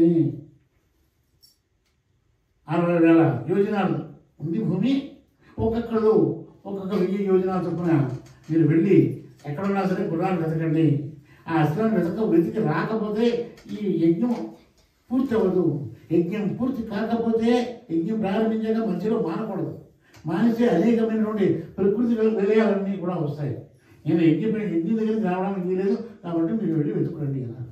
మొత్తం అంతా కూడా వెతికారు, ఎక్కడా దొరకారు. అన్ని దిక్కులకి వెళ్ళారు, మొత్తం భూమి అంతా వెతికేశారు. తూర్పు దిక్కుకి వెళ్ళి మొత్తం అడుగుకుంటే వెతికారు. అక్కడ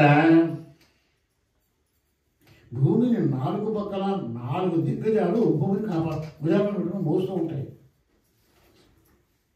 తూర్పు దిక్కుని విరూపాక్షము అని ఏముంది, ఆ విరూపాక్షాన్ని పూజలు చేశారు. ఈ 60,000 మంది కొడుకులు చాలా మంచివాళ్ళు. ఆ విరూపాక్షాన్ని అడిగితే ఇక్కడ ఏ అహాయము లేదు, ఏ ఆశ్రమము లేదు అన్నారు.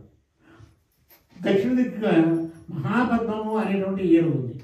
అది దక్షిణ దిక్కును కాపాడుతూ ఉంటుంది. తన కుంభస్థలం మీద ఆ భూమి యొక్క దక్షిణ భాగాన్ని నెత్తి మీద పెట్టుకుని కాపాడుతూ ఉంటుంది. అక్కడికి వెళ్ళి ఆ మహాపద్మము అనే పేరు కలిగినటువంటి దాన్ని అడిగారు. ఈ 60,000 మంది ఒకటేం లేదు అన్నాడు.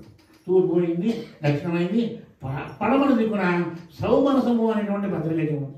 దాన్ని అడిగారు, ఎక్కడో దొరకలేదు. తర్వాత ఉత్తర దిక్కున భద్రము అనేటువంటి ఒక గజం ఉంది.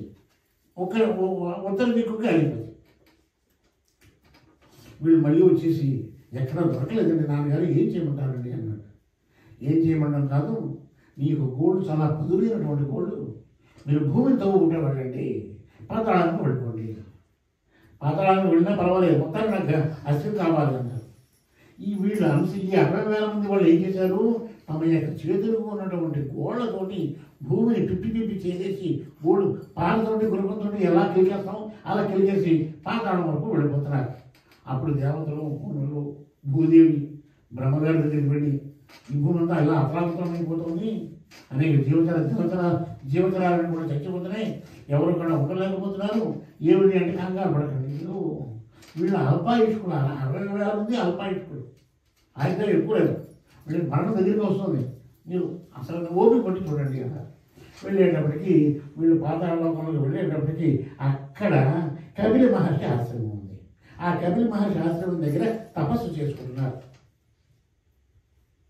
ఎవరు? కపిల మహర్షి. ఈ కపిల మహర్షి గురించి మనం చెప్పుకున్నాం. ఎక్కడ చెప్పుకున్నాం? కపిల మహర్షి ఎవరు అంటే కప్పలే మహర్షి తండ్రి కర్తముడు, తల్లి దేవహూతి. నేను భాగవత సప్తాహంలో చెప్పాను.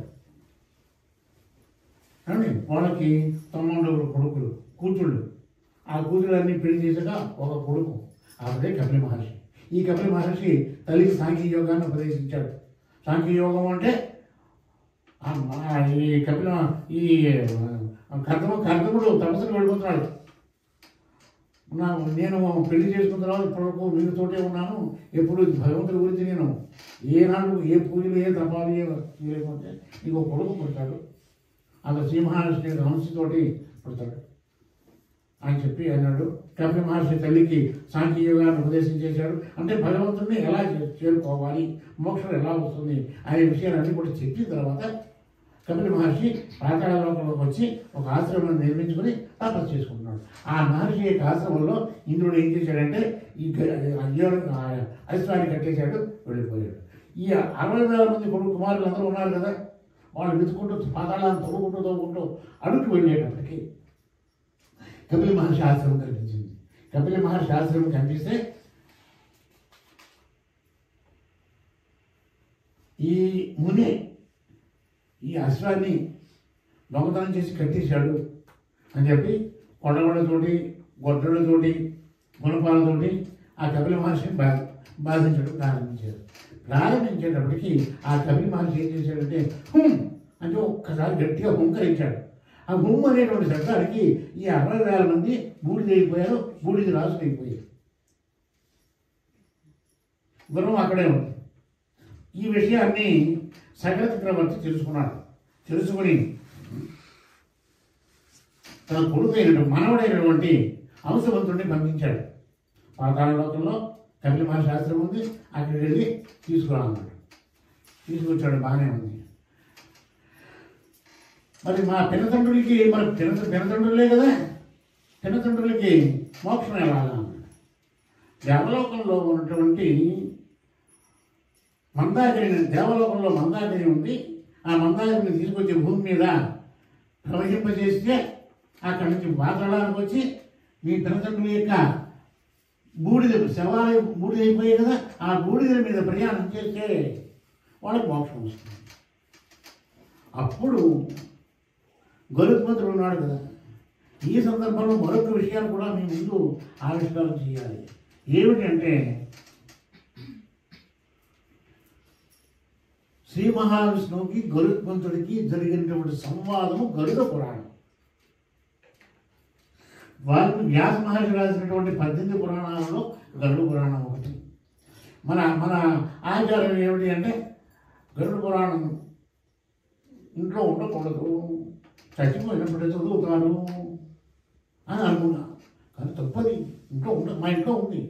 నేను ఖాళీగా ఉన్నప్పుడు ఎప్పుడైనా ఆ గరుడ పురాణం తీసి మధ్య మధ్యలో చూస్తూ ఉంటాను. మా 3వ అన్నయ్య గారి పోతే గరుడ పురాణం 12 రోజులు 11 రోజులు చెప్పాను. మా 4వ గారి పోతే 14 రోజులు 11 రోజులు చెప్పాను. గరుడ పురాణం నేను చెప్పాను. ఎవరు ఏది చెప్పమన్నా కానీ నేను వెళ్ళి చెప్తూ ఉంటాను. ఆ గరుడ పురాణం మా ఇంట్లో ఉంది. మరి ఆచార్యం ఏమిటి అంటే అయ్యో గరుడ పురాణం మా ఇంట్లో ఉండకూడదు, ఇది చచ్చిపోయినప్పుడు చదువుతారు. ఇంకోటి ఏమిటంటే మీరు ఇక్కడ ఉన్నారు కాబట్టి మీకు తెలియదు, శవాన్ని తీసుకుంటుంటే భగవద్గీత క్యాసెట్ వేస్తూ ఉంటారు. మీరు ఎప్పుడైనా అబ్జర్వ్ చేశారు అంటే మీరు విదేశాల్లో ఉన్నారు కాబట్టి తెలియదు. రాయమండ్రిలో ఈ శవాన్ని తీసుకెళ్ళే వెహికల్ వస్తుంది. వాళ్ళు ఏం చేస్తారు అంటే భగవద్గీత శ్లోకాలు, ఘంటసాల పాడినటువంటి శ్లోకాలు క్యాసెట్ వేస్తారు. లోకంలో ఏమైపోయింది, ఎవరైనా చచ్చిపోతే భగవద్గీత చదువుతారు. తప్పది. భగవద్గీత ఎప్పుడు మనల్ని ఉద్ధరించడానికి కౌరవులకి పాండవులకి యుద్ధం జరుగుతుంటే శ్రీకృష్ణుడు అర్జునుడికి ఉపదేశించినటువంటి అంశం భగవద్గీత. లోకంలో నాలుగు ఏమైపోయింది అంటే భగవద్గీత చచ్చిపోయినప్పుడే చదువుతారు. ఎప్పుడైనా చూసుకోవచ్చు. అలా గరుడ పురాణం అనేక పురాణాలు ఉన్నాయి. నా దగ్గర ఎన్ని పురాణాలు ఉన్నాయంటే ఇంచుమించుగా 18 పురాణాలలో ఒక 5 6 తప్ప పద్మ పురాణం ఉంది, స్కంద పురాణం ఉంది, విష్ణు పురాణం ఉంది, అగ్ని పురాణం ఉంది, గరుడ పురాణం ఉంది. చాలా పురాణాలు నా దగ్గర ఉన్నాయి. నేను మా అబ్బాయితో అంటాను, నా తర్వాత పుస్తకాలు కూడా ఎవరికి పంచిపెట్టి ఇంట్లో ఉంచుకొని. కాస్త మా పెద్ద అబ్బాయి మాత్రం పుస్తకాల మీద పిచ్చి ఉన్నవాడు. అని సరే గరుడ పురాణంలో గరుత్మంతుడికి శ్రీ మహావిష్ణువుకి జరిగిన సంభాషణలో గరుత్మంతుడు ఏం చెప్తాడు అంటే కొంతమంది జీవులకు మరణించిన తర్వాత మోక్షం రాదు, ఉత్తమ లోకాలకు వెళ్ళరు.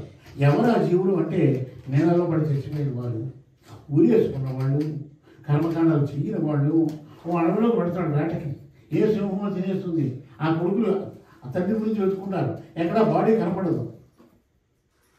మరి వాడికి ఉత్తమగతులు రావాలి అంటే అటువంటి వాళ్ళకి ఏమిటి అంటే వాడు నాన్న అడవికి వెళ్ళాడు, మళ్ళీ రాలేదు, ఏమైనా పులి తినేసిందా, ఎముకలు ఎక్కడ ఉన్నాయా, అది ఏమి చూడరు. ఇంటి దగ్గర కర్మ చేస్తారు. కర్మ చేస్తే ఆ కర్మ యొక్క ఫలము ఆ జీవుడికి అందదు. ఇది నేను చెప్పిన మాట కాదు, గరుత్మంతుడు చెప్పిన మాట. ఆయన చేత అసమంజసుడు ఏమంటాడు అంటే నువ్వు ఇది కాదు, దేవలోకంలో ఉన్నప్పుడు గంగా నదిని తీసుకురా అన్నాడు. సరే చేశాడు. చేశాక సగరుడు ఏం చేశాడంటే ఇది ఈ ఈ వృత్తం ఎప్పుడు జరిగింది అంటే సగరుడు అయోధ్య నగరాన్ని, సాకేత నగరాన్ని పరిపాలించేటువంటి రోజుల్లో జరిగింది.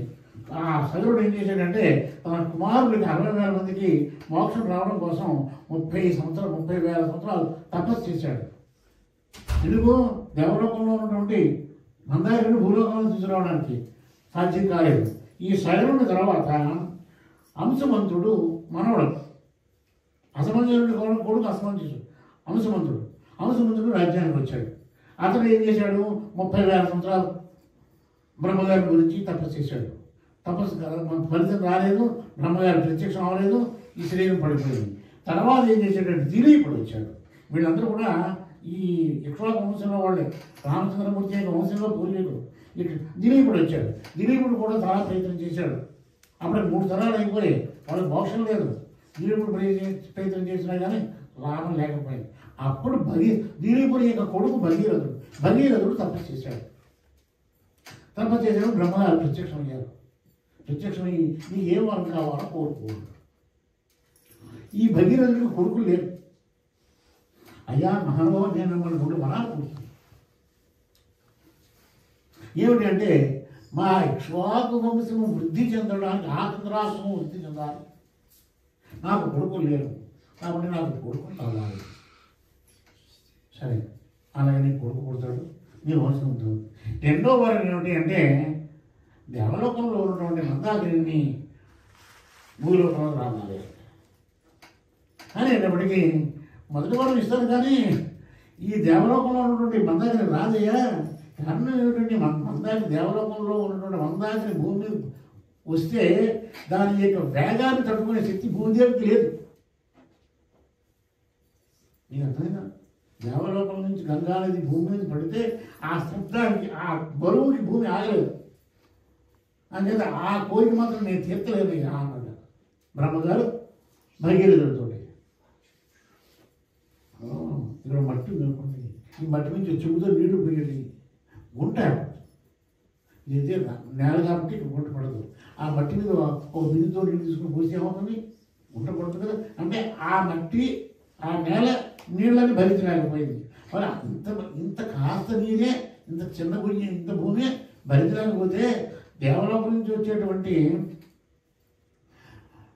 గంగా మందాకిని భూమి ఎలా భరించగలదు అనేది ఆ వరం నేను తీర్చడానికి. నన్ను ఏం చేయమంటారు అంటే పరమశివుడి గురించి ప్రార్థన చేయమంటారు. మళ్ళా 1000 సంవత్సరాలు భగీరథుడు తపస్సు చేశాడు. ఎవరి కోసం? భగీరథుడు. నువ్వు ఆ దేవలోకం నుంచి వచ్చేటువంటి గంగా నదిని నేను భరిస్తాను, నీ జటాజుల మీద భరిస్తాను. తపస్సు చేసేటప్పటికి పరమశివుడు ప్రత్యక్షమయ్యాడు. ప్రత్యక్షమయ్యి అలాగే అన్నాడు భగీరథుడితో. హిమాలయ పర్వతాల దగ్గర మనం క్యాలెండర్లో చూస్తూనే ఉంటాం. జుట్టు విరబోసుకొని 2 చేతులు ఇలా పెట్టుకుని కాళ్ళు దూరంగా పెట్టి పరమశివుడు అక్కడ ఉంచున్నాడు. పైనుంచి మందాకిని పడుకోండి. పడుతుంటే ఆ మందాకిని ముందుగా గర్వం వచ్చింది. నేను దేవలోకంలో ఉండవలసినటువంటి నదిని ఆయన భూలోకంలో లాక్కొస్తారా? అక్కడ నుంచి పాతాళలోకంలో లాక్కొస్తారా? ఆయన వరం ఇవ్వడం వల్ల నేను భూలోకానికి పుడుతున్నాను. నన్ను ఎంతవరకు మోయగలడు శివుడు? ఎంతవరకు శివుడు మోయగలడు? ఆయన ఆ జటాజుటాలు లాక్కుని పతనాన్ని నిలిచిపోతాను అని అహంకారంగా మాట్లాడింది. ఈ గంగా మందాకిని యొక్క అహంకారాన్ని పరమశివుడు గుర్తించాడు. రా, నీకు ఇంత అహంకారమా, నీ అహంకారాన్ని నేను వదులుస్తాను అని అంతవరకు విరబోసుకున్నటువంటి ఆ జుట్టుని శేఖం కింద చుట్టేశాడు. అక్కడే నుంచున్నాడు. మన భగీరథుడికి వరం ఇచ్చాడు కదా, నేను భరిస్తానని. అక్కడి నుంచి వచ్చింది, దేవలోకం నుంచి వచ్చేసింది, కింద పడుతోంది. ఈ పరమశివుని యొక్క జటాజూటంలో ఇరుక్కుపోయింది గంగాది. బండి రావట్లేదు. భగీరథుడు ఏంటి ఎందుకు భూమి మీద పడిపోయింది, నాకు వెనకాల రావట్లేదే అని తిరిగి చూసేటప్పటికి ఈ గంగ అంతా కూడా శివుని యొక్క జటాజూటంలో ఉండిపోయింది. మళ్ళా దీన్ని అంటారు భగీరథ ఏదైనా కష్టమైనటువంటి పని చేసినప్పుడు భగీరథ ప్రయత్నం అని చెప్పి ఒక తెలుగులో సామెత ఉంది, గంధీమంట. ఏదో భగీరథ ప్రయత్నం చేసి సంపాదించనే బాబు అంటే అన్ని కష్టాలు పడాలి. అప్పుడు భగీరథ మళ్ళీ వచ్చి పరమశివుడి దగ్గరికి వచ్చేటప్పటికి, మహానుభావ అక్కడ నా పెద్దంటులు మోక్షం లేకుండా పడి ఉన్నారు పాతాళ లోకంలో, కాబట్టి వాళ్ళకి మోక్షం రావాలి, నదిని విడిచిపెట్టవయ్యా. అప్పుడు పరమశివుని యొక్క జటాజూటం నుంచి 7 పాయలు కిందకి వచ్చాయి. అందులో ఒక 3 పాయలు ఏమయ్యాయి, వాటికి ఏమిటంటే రాగిని, పావని, నళిని అనే 3 పాయలు తూర్పు దిక్కుగా ప్రయాణం చేసాయి, వెళ్ళిపోయాయి. ఇంకా 3 పాయలు ఏమిటి అంటే చక్షువు, సీత, సింధువు. ఈ 3 పాయలు పడమర దిక్కుకు వెళ్ళిపోయింది. మిగిలిన ఒక పాయ ఉంది. ఆ పాయ ఈ భగీరథుని యొక్క రథం వెనకాల పరిగెత్తుకుంటూ వెళుతోంది. నా కథను ఫాలో అవుతున్నారు కదండి. భగీరథుని యొక్క ఆ రథం వెనకాల పరిగెత్తుకుంటూ వెళుతోంది. వీళ్ళే కొంతకాలం వెళ్ళేటప్పటికి వెనక్కి తిరిగి చూస్తే నది లేదు. దాని వెనకాల వచ్చేటువంటి నది కనపడలేదు భగీరథుడు. ఇదేమిట్రా, ఇన్ని ప్రయత్నాలు చేసిన తర్వాత మళ్ళీ ఈ నదిని కనిపించకపోవడం ఏమిటి అంటే అక్కడ జగును మహర్షి ఆశ్రమం ఉంది. ఈ వేగంగా రథం భగీరథుని యొక్క రథం పెడుతుంది, దాని వెనకాల ఈ పాయ వేగంగా పెడుతుంది. ఆ పెడుతూ ఆ జగును మహర్షి యొక్క ఆశ్రమాన్ని ముంచేసింది. అప్పుడు ఆయన తపస్సు చేసుకుంటున్నాడు. తపస్సు చేసుకుంటుంటే ఆశ్రమం మునిగిపోయేటప్పటికి ఆయన కోపం వచ్చి మొత్తం నీటిని తాగేశాడు. తాగేసేటప్పటికి ఏం జరిగింది, మళ్ళా భగీరథుడు జమున మహర్షి దగ్గరికి వచ్చాడు. అయ్యా క్షమించండి, మా పాయ నాకు ఇవ్వండి అన్నాడు. అప్పుడు ఆ మహర్షి యొక్క చెవులోంచి బయటకు వచ్చింది. ఆ జమున మహర్షి యొక్క చెవులోంచి బయటకు వచ్చింది కాబట్టి జాహ్నవి అన్నారు. గంగానది జాహ్నవి పేరు అలా వచ్చింది. ఆ విధంగా వెళ్ళిన తర్వాత ఆ కపిల మహర్షి ఆశ్రమంలో పాతాళానికి వెళ్ళిన తర్వాత ఆ వాళ్ళ యొక్క భస్మాల మీద ప్రవహించిన తర్వాత వాళ్ళకి ఉత్తర గతులు వచ్చాయి. వాల్మీకి మహర్షి చెప్పినటువంటి గొప్పది ఏమిటి అంటే రామాయణంలో ఎక్కడా కూడా ఈ కథ వింటే ఈ మోక్షం వస్తుంది, ఈ ఫలితం వస్తుంది అని చెప్పలేదు. కానీ ఎవరైతే రామాయణం కథ చెప్పుకుంటున్నారో అప్పుడు గంగావతరణ కథ విధిగా చెప్పుకోవాలి. ఈ గంగావతరణ కథని చెప్పుకున్నవాళ్ళు, చెప్పిన వాళ్ళు, విన్న వాళ్ళకి సమస్తమైనటువంటి 100 జన్మలలో చేసినటువంటి పాపం అంతా కూడా పోతుంది అని దీని యొక్క ఫలితాన్ని అంటే చెప్పినటువంటి నాకు, ఆశించినటువంటి ఆ దంపతులకి, విన్నటువంటి మీకు సమస్త పాపాలు పోతాయి. సమస్త పాపాలు పోతాయి అన్నది మీకు వచ్చిన ఉదాహరణ చెప్తా. మనం బతుకుండగా ఒక్కసారైనా కాశీ వెళ్ళాలి, గంగా నదిలో స్నానం చేయాలి అనుకుంటాం. చేస్తే పాపాలు పోతాయిగా. ఈ గంగ యొక్క కథను చెప్పుకున్నా పాపాలు పోతాయి. కాబట్టి ఇది గంగా అవతరణ కథ. ఈ విధంగా గంగా అవతరణ కథని విశ్వామిత్రుడు రాముల వారికి చెప్పాడు. ఇంకా కొంత దూరం వెళ్ళేటప్పటికీ ఒక ఆశ్రమం కనపడింది. ఆ ఆశ్రమం గమనించేటప్పటికి శ్రీరాముడు ఆ విశ్వామిత్రుడిని ఈ ఆశ్రమం ఏమిటి అడిగాడు. ఈ వింతలు విశేషాలు తెలుసుకుంటున్నాడు. మనం కాశీ పెడితే మన పిల్లలకి ఇది కుక్కటేశ్వర గుడి, ఇది ఏంటి కాలభైరవ గుడి, సాక్షి గణపతి, చింతామణి గణపతి, అంటే ఇలా మనం పిల్లలకి చెప్తాం. మనం అంటే 4-5 సార్లు వెళ్ళేటప్పుడు మనకి తెలుసును గవారమ్మ గుడి మన పిల్లలకి చెప్తాం కదా. అలాగే రాముడు కూడా చెప్తూ ఉన్నాడు. చెప్తూ ఉంటే ఏం జరిగింది, రాముడు ఒక ఆశ్రమం దగ్గరికి వెళ్ళాడు. ఆ విశ్వామిత్రుడిని, మహానుభావ ఈ ఆశ్రమం ఏమిటి అన్నాడు. ఈ ఆశ్రమం ఏమిటి అంటే విధిగా చెప్పుకోబోతున్నటువంటి ఆ ఇతిహాసమే ఇప్పుడు నేను చెప్పబోయేటువంటి కథ. ఇందాక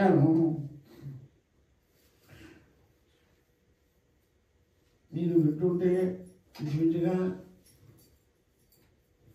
70 నుంచి మీరు కేవలం కూర్చుని వింటున్నారు. నాకు ఆవిడ వచ్చిన వెంటనే అడిగింది, ఇంటి ఇల్లాలుగా నచ్చుడు సంవత్సరాలు వద్దు అన్నా, కాస్త టీ పెట్టినా అంది. వద్దు అన్నాను. కాస్త మీకు కాస్త విశ్రాంతి తీసుకుంటూగా ఉంటుంది, ఆవిడ నాకు టీ పెట్టి ఇస్తుంది, మీరు ఏమనుకోకండి. మంచి పక్కన ఉన్న చూడు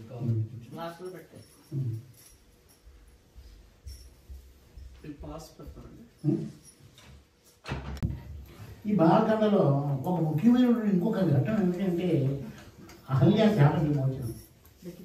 ఇది అహల్య గురించి మీరందరూ కూడా వినే ఉంటారు. ఈ అహల్య శాప విమోచనం ఏమిటి అంటే బ్రహ్మగారి యొక్క కూతురు అహల్య. అంత తెలివైనటువంటి స్త్రీ, అంత అందమైనటువంటి స్త్రీ లోకంలో ఎక్కడా కూడా లేదు. ఆవిడ యుక్త వయసు వచ్చిన తర్వాత ఒక రోజున అగ్నిదేవుడు వచ్చి, అయ్యా మీ కూతుర్ని నాకు ఇచ్చి వివాహం చేయండి అని అడిగాడు. మీ కుమార్తె అయినటువంటి అహల్యను నాకు ఇచ్చి వివాహం చేయండి అన్నాడు. బ్రహ్మగారికి ఇష్టం లేకపోయింది. ఇంద్రుడు ఎక్కి తన యొక్క కూతురు, ఇంద్రుడు అందగానే దేవలోకానికి కలిపితే ఇవ్వడానికి ఇష్టం లేకపోయింది. అగ్నిదేవుడు అడిగాడు. ఇలా 2-3 దేవతలు అడిగారు బ్రహ్మగారిని, ఎవరికి ఇష్టం లేకపోయింది. మరి అయితే ఈమెను ఎవరికి ఇచ్చి వివాహం చేశాడు అంటే గౌతమ మహర్షికి ఇచ్చి వివాహం చేశాడు. అంతంత రాజ్యాలు ఉన్నటువంటి వాళ్ళని కాదని అడవిలో తపస్సు చేసుకునేటువంటి ఒక మునికి తన కుమార్తె నుంచి వివాహం చేశాడు. ఆవిడ కూడా అటువంటి మనిషే. ఎప్పుడు కూడా ఈ కాలంలో అలా కాదు, అమ్మాయి భర్తకి అనుకూలంగా పొద్దున్నే స్నానం చేయడం, ఆయన ఆశ్రమాన్ని శుభ్రం చేయడం, ఆయన తపస్సుకు కావాల్సినటువంటి పువ్వులు పళ్ళు దర్భలు పట్టడం ఇలా జరిగింది. కొంతకాలం జరిగిన తర్వాత ఏం జరిగింది అంటే ఇంద్రుడికి అహల్య మీద బాధ్య పోలేదు. ఇంద్రుడికి పెళ్లి చేసుకుందాం అనుకున్నాను, కానీ ఆ బ్రహ్మగారు అతని కూతురికి నాకు ఇవ్వలేదు, నాలో ఏ లోకం వచ్చింది, నేను ఇంద్రలోకానికి అధిపతిని కదా అనేటువంటి భావం ఉండి ఆవిడ మీద ఉన్నటువంటి శారీరక కోరిక కంపుకోకుండా ఒక రోజున గౌతముడు తపస్సుకి వెళ్ళాడు, స్నానానికి వెళ్ళాడు, నదీ స్నానానికి వెళ్ళాడు. నదీ స్నానం తెల్లవారుజామున, మనకంటే ఇప్పుడు గడియారాలు ఉన్నాయి, పూర్వకాలంలో గడియారాలు లేవు కదా. కోడి ఎప్పుడైతే కూర్చుందో తెల్లవారుతుంది, 4:30 బ్రాహ్మణ ముహూర్తం అవుతుందని లెక్క. ఈ ఇంద్రుడు ఏం చేశాడంటే కోడి రూపంలాగా కుక్కరుకో అని చెప్పి గట్టిగా అరిచేటప్పటికి ఈ గౌతముడు ఏం చేశాడు, ఆ అంగాస్త్రం భుజం మీద వేసుకుని భార్యతో చెప్పి అహల్యతో చెప్పి నదికి వెళ్ళి స్నానానికి వెళ్ళిపోయాడు. ఎంతసేపు ఇచ్చినా బిరుగురాదే. అక్కడ బ్రాహ్మణ ముహూర్తం స్నానం చేసుకున్నాడు. చీకటి ఉండగానే ఇంటికి వచ్చాడు. వచ్చేటప్పటికి పాపం అహల్యకి తెలియదు, వచ్చిన వాడు ఇంద్రుడు అనే విషయం పాపం ఆవిడకి తెలియదు. ఇక్కడ ఒక్క విషయం ఏమిటి అంటే మారీచుడు చచ్చిపోయినప్పుడు రాముని యొక్క బాణం అంతవరకు మాయలేడిగా ఉన్నవాడు బాణం దెబ్బ తగిలేటప్పటికీ రాక్షస అవతారం ధరించాడు. ఇలాగా మరణించే సమయంలోనూ స్త్రీతో సంభోగం చేసేటువంటి సమయంలోనూ వాళ్ళ యొక్క నిజరూపం వచ్చేస్తుంటారు. అలాగా ఇంద్రుడికి నిజరూపం వచ్చేసింది. దాంతో ఆవిడ చాలా బాధపడింది. అహల్య దుర్మార్గుడు ఇలాంటి పని చేస్తావా అని. నాకు తప్పైపోయింది అంటాడా ఏమంటాడో మొత్తం మీద గబగబా బయటకు వచ్చాడు.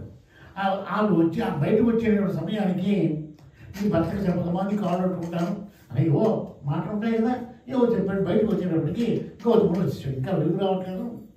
ఇంటికి వచ్చేటప్పటికి ఇంద్రుడు ఉన్నాడు. దివ్య దృష్టితోటి విషయాన్ని గ్రహించాడు. గ్రహించి ఇక్కడ అహల్య యొక్క తప్పు లేదు, కానీ ఆవిడ శిక్షని అనుభవించవలసి వచ్చింది. ఆవిడ ఏమన్నాడు, మా గౌతముడు ఏమన్నాడంటే, ఒక బండరాయిగా ఉండిపో, నీకు తెలిసి చేసినా తెలియక చేసినా తప్పు తప్పే.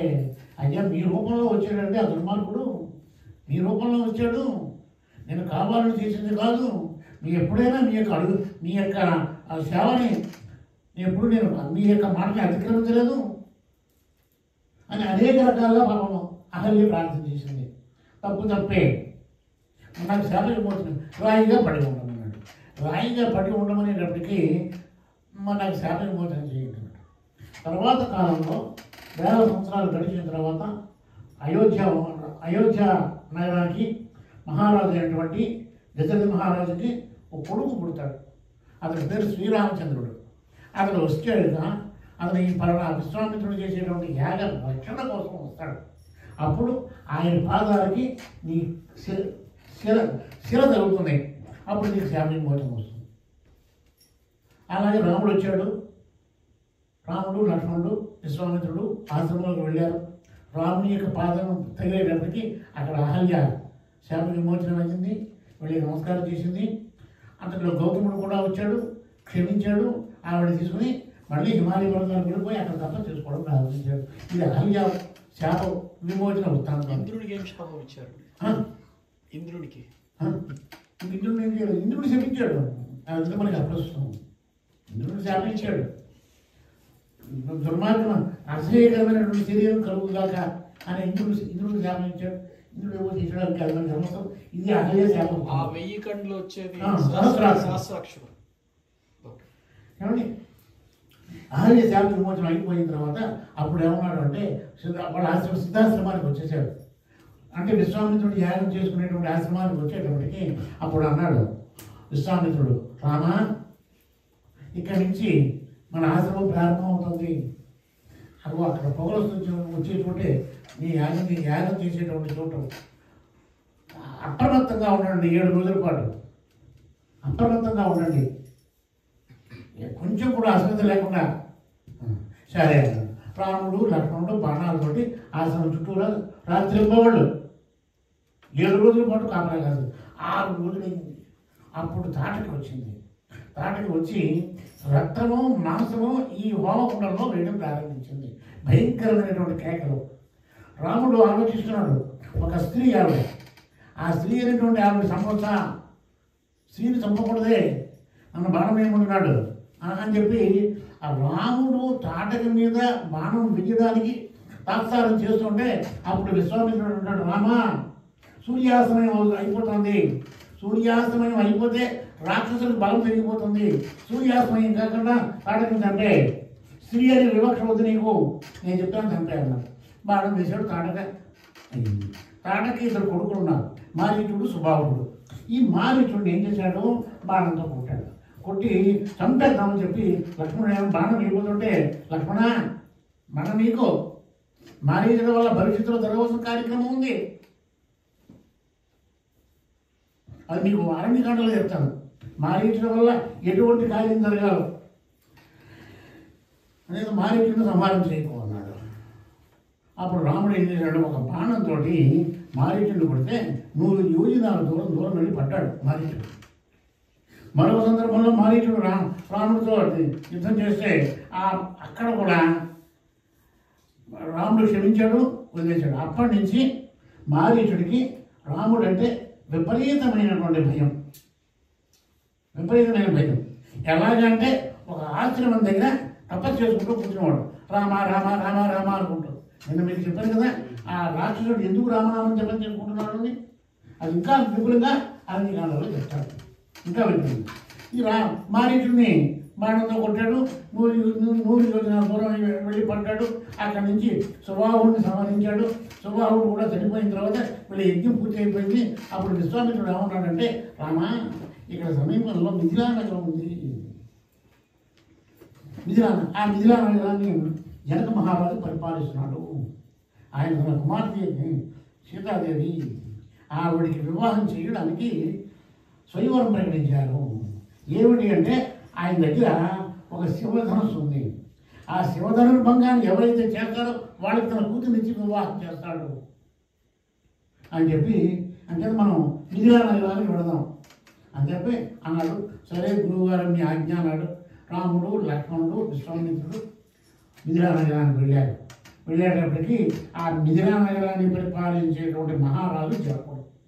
ఆ జనకుడితో అన్నాడు విశ్వామిత్రుడు, వీడు అయోధ్య నగరాన్ని పరిపాలించేటువంటి సాకేత రాజ్యానికి రాజధాని అయినటువంటి అయోధ్య నగరాన్ని పరిపాలించేటువంటి దశరథ మహారాజు యొక్క జ్యేష్ఠ కుమారుడు, నీ శివధనుసు చూడడానికి వచ్చాడు అనేటప్పటికీ ఆ జనక మహారాజు వీళ్ళకి అతి సత్కారాలు చేశాడు. మన్నాడు ఆ శివధనుసుని 5,000 మంది సైనికులు తీసుకొచ్చాడు. ఆ శివధనుస్సు ఏమండి ఆ శివధనుసుని తీసుకొచ్చాడు. రాముడు చూశాడు శివధనుసు. రాముడు అప్పుడు విశ్వామిత్రుడు అన్నాడు, రామ శివధనుర్భంగం చేయబోయా అన్నాడు. శివజీ యొక్క విల్లుని విరిచేయన్నాడు. రాముడు పడుకున్నాడు. అప్పుడు ఆ సమయంలో లక్ష్మణుడు అంటాడు, గోన బుద్ధారెడ్డి రంగనాథ రామాయణం రాశాడు. ఆ రంగనాథ రామాయణంలో గోన బుద్ధారెడ్డి ఏమని రాశాడంటే, లక్ష్మణుడు ఏమంటాడంటే, అదరకు భూదేవి ఆత్మలో నీవు చెదిరి చెలింపకు శశాహి నీవు. భూదేవి రాముడు శివధనుసును పిలుస్తున్నాడు. అది బ్రహ్మాండమైనటువంటి శబ్దం వస్తుంది. ఆ శబ్దానికి నువ్వు భయపడద్దు అని భూదేవుడు అడిగాడు. ఎవరు? లక్ష్మణుడు. అదరకు భూదేవి ఆత్మలో నీవు చెదిరి చెలింపకు శశాహి నీవు. శశాహి అంటే అనంతుడు. శివుడు మా శ్రీ మహావిష్ణువు క్షీణించేటువంటి ఆదిశేషుడు. చెదిరి చెలింపకు శశాహి నీవు. దిగ్గజ ఎంతగా చెప్పుకున్నాం కదా, దిగ్గజ 4 పక్కన 4 దిగ్గజాలు ఉన్నాయి. మీరు అప్రమత్తంగా ఉండండి అని చెప్పి వీళ్ళందరినీ హెచ్చరిక చేశాడు లక్ష్మణస్వామి. ఆ సమయంలో రాముడు వచ్చాడు. గురువుగారికి అనుమతి తీసుకున్నాడు. తీసుకున్న తర్వాత శివుని వీళ్ళు పట్టుకున్నాడు. ఈ శివధనుసు యొక్క గొప్పతనం ఏమిటి అంటే, ఒకసారి దేవతలకి రాక్షసులకి యుద్ధం జరుగుతుంది. ఆ యుద్ధంలో దేవతలు ఓడిపోయేటువంటి పరిస్థితి ఏర్పడింది. అప్పుడు పరమశివుడు ఏం చేశాడంటే, ఈ వంశంలోనే జనక మహారాజు వంశంలో దేవరాతుడు అనేటువంటి వాడు ఉన్నాడు. దేవరాతుడు. ఈ దేవరాతుడిని కలిసి యుద్ధం అయిపోయిన తర్వాత దేవరాతుడు కూడా వెళ్ళాడు. జనక మహారాజు యొక్క పూర్వీకులు. ఆ దేవరాజు కూడా యుద్ధానికి వెళ్ళిన తర్వాత యుద్ధంలో రాక్షసులు ఓడించిన తర్వాత పరమశివుడు ఆ శివధనుసుని దేవరాజుకి ఇచ్చాడు. అది ఆ దేవరాజు ఏం చేశాడు, వాడి ఇంట్లో పెట్టాడు. చాలా కాలం పడి దాని పూజలు పురస్కారాలు మన రోజు రామాలయంలో మీరు ఎలా పూజలు చేస్తారో అలా పూజ చేస్తున్నారు. పూజ చేశాక దాన్ని ఒక రోజు సీతాదేవి ఆ జనక మహారాజుకి ఎలా పుట్టింది అంటే, నాగేటి చారుగా పుట్టింది. ఆ పుట్టి ఆవిడని పెంచి పెద్ద చేశాడు. పెద్ద చేసిన తర్వాత ఒక రోజు సీతాదేవి మా మనవడంత వస్తుంది. ఆవిడ ఆడుకుంటూ కందుక క్రీడ ఆడింది. కందుక క్రీడ అంటే బంతి ఆట ఆడుకుంటుంది. బంతి ఆట ఆడుకుంటుంటే ఈ బంతి వెళ్ళి ఏం చేసిందంటే, అది జనక మహారాజు పెద్ద ఒక బల్ల మీద, అటువంటి బల్ల మీద పెట్టాడు. అడుగుని చక్రాలు ఉంటాయి. దాని మీద శివధనుసు పెట్టాడు. ప్రతిరోజు పూజలు పురస్కారాలు జరుగుతూ ఉంటాయి. ఈ బంతి వెళ్ళి ఆ బల్ల కింద దూరింది. వెళ్ళేటప్పటికి సీతాదేవి ఏం చేసింది, ఎడమ చేస్తూ బల్ల మీద గెట్టేసి ఆ బంతి తీసుకుంది. ఆ బంతి తీసుకోవడం జనక మహారాజు చూశాడు. అయ్య బాబోయ్, నా కూతురు ఇంత బలవంతున్నా. అది ఆ శివధనుసు ఉన్నటువంటి బల్లని కలపాలంటే కనీసం 5,000 మంది సైనికులు కావాలి. 5,000 మంది సైనికులు ఉన్నటువంటి ఆ బల్లని ఈవిడ ఏం చేసింది, ఎడ చేతో గట్టి వేసి ఆ బంతిని పొడుపు చేసింది. అప్పుడు నిర్ణయించుకున్నాడు, ఎవరైతే శివధనుసుని విరుస్తారో వారికి నా కూతురినిచ్చి వివాహం చేస్తాం అని దైవం ప్రకటించాడు. ఎంతోమంది రాజులు వచ్చారు. రావణాసుడు కూడా వచ్చాడు. ఆ ధనుసు ఎత్తిపెట్టలేకపోయాడు. రావణాసుడు లాంటి వాడు ఎత్తిపెట్టారు, కానీ దాని కింద పడ్డాడు. కాబట్టి పచ్చపచ్చలు అయిపోయాడు. అటువంటి శివధనుసుని రాముడు ఎత్తిపెట్టడానికి ఉద్యుక్తుడు అయ్యాడు. విశ్వామిత్రుడు అంటాడు, ఎత్తవయ్యా అంటాడు. ఎత్తవయ్యా అందరూ శ్రీరాముడు ఎత్తాడు. శివధనుసుని విరిచేశాడు. విరిచేక ఏం చేయాలి ఇప్పుడు? మీరే చెప్పండి. ఇది శివధనుర్భంగం అయిపోయింది. సీతను ఇచ్చి పెళ్లి చేయాలి. ఎవరికి?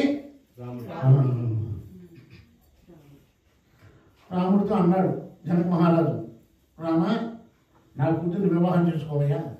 ఎవరైతే శివధనుసుని పిలుస్తారో వాళ్ళకి నా కూతురు ఇచ్చి వివాహం చేస్తాను. మరి ఈ కాలం పిల్లలు లాంటి వాడు కాదు కదా రాముడు. నేను ఒక రాజకుమారుడిని, నన్ను శివధనుసు విరవమన్నావు, విరిచాను. నీ కూతురు పెళ్లి చేసుకోవాలంటే మా నాన్నగారు అనుమతి కావాలి. వెళ్ళి మా నాన్నగారిని అడుగున్నాడు. ఈ కాలం పిల్లలు అలా ఉంటారా కదా? ఏమిటి ఆ పెళ్లి కొడుకులు వెతుక్కోవాలంటేనే మ్యాట్రిమోనియల్. వాడు ముందు తరాలు ఏమిటో తెలియదు. వివాహం చెయ్యాలి అంటే 7 తరాలు ఇటు 7 తరాలు వాళ్ళ వంశీ చరిత్రను చెప్పాలి. శ్రీరాముడు వచ్చిన తర్వాత శ్రీరాముడు ఏమన్నాడు అంటే, నా పండుగ కాదండి, నేను రాజకుమారుడు కాబట్టి శివధనుసుని పిలిచాను. నేను సీతాదేవిని ఆ జానకీదేవిని వివాహం చేసుకోవాలి అంటే మా నాన్నగారు పర్మిషన్ తీసుకోండి. అప్పుడు జనక మహారాజు కొంతమందిని పంపించి అయోధ్య నగరాన్ని పంపించాడు. వాడు ఈ విషయం అంతా కూడా చెప్పిన తర్వాత దశరథ మహారాజు వీళ్ళందరూ కూడా వివాహానికి వచ్చారు. వచ్చిన తర్వాత ఇక్కడ ఒక్క విషయం కూడా చెప్తున్నాం, మనం రామాయణం నుంచి నేర్చుకోవలసినటువంటి విషయాలు చాలా ఉన్నాయి. ఇక అందులో ఒక విషయం ఏమిటి అంటే, మనం ఆడపిల్లకి పెళ్లి చేస్తాం. ఆడపిల్లకి పెళ్లి చేస్తే మగపిల్లి వారు మిరియాల చారు లేదని చెప్పి వాడు పెళ్ళిలోకి వెళ్ళిపోయినటువంటి సందర్భాలు. మిరియాలతో పెట్టినటువంటి చారు పొయ్యలేదని చెప్పి ఆ పెళ్లి వారు వెనక్కి వెళ్ళిపోయారు. వెళ్ళిపోయిన బతిమాలు తీసుకొచ్చారు. ఈరోజు కానీ వివాహం చెయ్యాలి అంటే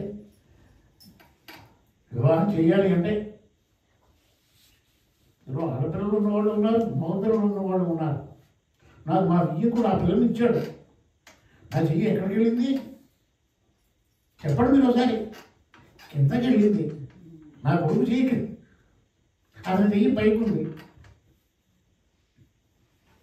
అంటే ఇందులో ఎవరు గొప్ప? దాన్ని ఇచ్చేవాడు గొప్ప, దాన్ని తీసుకునేవాడు గొప్ప. ఇచ్చేవాడిది గొప్ప అవుతుంది కదా అక్కడ. కానీ ఈ మగపల్లి వారు ఏం చేస్తున్నారంటే నానా నాటకాలు ఆడేసి రచ్చ చేసేస్తున్నారు వివాహాన్ని. భోజనాల దగ్గర ఎక్కడ పడితే అక్కడ వ్యవస్థ నాశనం అయిపోయింది. నేను చెప్పాను కదా, వాడు ఎడం చేతోటి కుడి చేతోటి వడ్డించి చేస్తున్నాడు.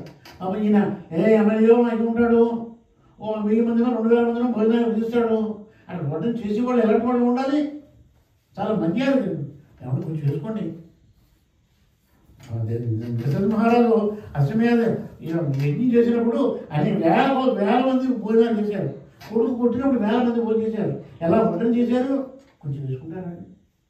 షుగర్ అంటే షుగర్ ఏముంది లేవయా చేసుకో అని వాళ్ళు చాలా మర్యాదగా, ఎంత మర్యాద చూపించాలో అంత మర్యాద చూపించాలి. ఇవన్నీ కూడా మనం రామాయణం నుంచి మనం నేర్చుకోవాలి, మన పిల్లలకి నేర్పాలి. నువ్వు ఇంకా ఈ అరణ్యకాండ, అయోధ్యకాండ, అరణ్యకాండ, కిష్కింధకాండ వచ్చినప్పుడు ఇంకా మనం నేర్చుకోవాల్సిన విషయాలు నేను పదే చెప్తాను. మీకు పదే చెప్తాను. నలుగురితో చెప్తాను. ఏమండి ఈ విధంగా అయ్యేటప్పటికీ మా తండ్రి గారు అప్పుడు అయోధ్య నుంచి దశరథ మహారాజు వాళ్ళ కులగురు అయినటువంటి వశిష్ఠ మహర్షిని తీసుకుని మిథిలానగరం నుంచి జనక మహారాజు పంపించాడు, వచ్చాడు. మనకు వాళ్ళ వివాహం గురించి సరే వీళ్ళందరూ కూడా మిథిలానగరానికి వచ్చారు సీతాదేవి శ్రీరాముడికి వివాహం చేయడానికి. ఏమండి చేసిన తర్వాత అహల్యకి గౌతముడికి ఒక కొడుకున్నాడు. ఆ కొడుకు పేరు ఏమిటి అని ఎవరు అంటే శతానందుడు. ఆ శతానందుడు ఎవరు అంటే జనక మహారాజు యొక్క కులగురువు. శతానందుడికి రాముడు అంటే విపరీతమైనటువంటి గౌరవం. ఇంచేత తల్లి యొక్క శాపాన్ని పోగొట్టాడు. ఆ శతానందుడు జనక మహారాజు యొక్క కుల గురువు అయినటువంటి శతానందుడు, దశరథ మహారాజు గారి యొక్క కుల గురువు అయినటువంటి వశిష్ఠుడు కూర్చున్నారు. ఇప్పుడు మనం చెప్పాం కదా, ఆ పిల్ల తల్లిదండ్రులు ఎవరో మనకు తెలియదు. ఆ పేపర్లో మ్యాట్రిమోనీ వచ్చేస్తుంది. ఆ పిల్లని తెచ్చుకుంటాం. అది తెచ్చుకున్న తర్వాత వివాహం అయిపోతుంది. ఆ పిల్ల తల్లిదండ్రులు ఎవరో వాళ్ళ ప్రవర్తన ఏమిటో తెలియదు. పెళ్ళి అయిపోతుంది. కానీ వదిలి పెడతారు. మొగుడిని నన్ను ముట్టుకున్నావు అంటే నేను రేపు కేసు పెడతానంటాడు అంటున్నది. మరి విడాకులు ఇస్తుందే, విడాకులు ఇవ్వదు. వీడి జన్మ బెస్ట్. అలా నేను అంటే ఆడవాళ్ళనే నిందిస్తున్నాను అనుకోకండి. మగవాళ్ళు అలాగే ఏడుస్తున్నారు, ఆడవాళ్ళు అలాగే. ఈ ఏడుపు రాకుండా ఉండాలంటే వీళ్ళకి సరాలు వాళ్ళ తండ్రి ఎలాంటి వాడు, తాత ఎలాంటి వాడు అది తెలుసుకోవాలి. అప్పుడు వశిష్ఠ మహర్షి ఏమన్నాడు అంటే వాళ్ళ యొక్క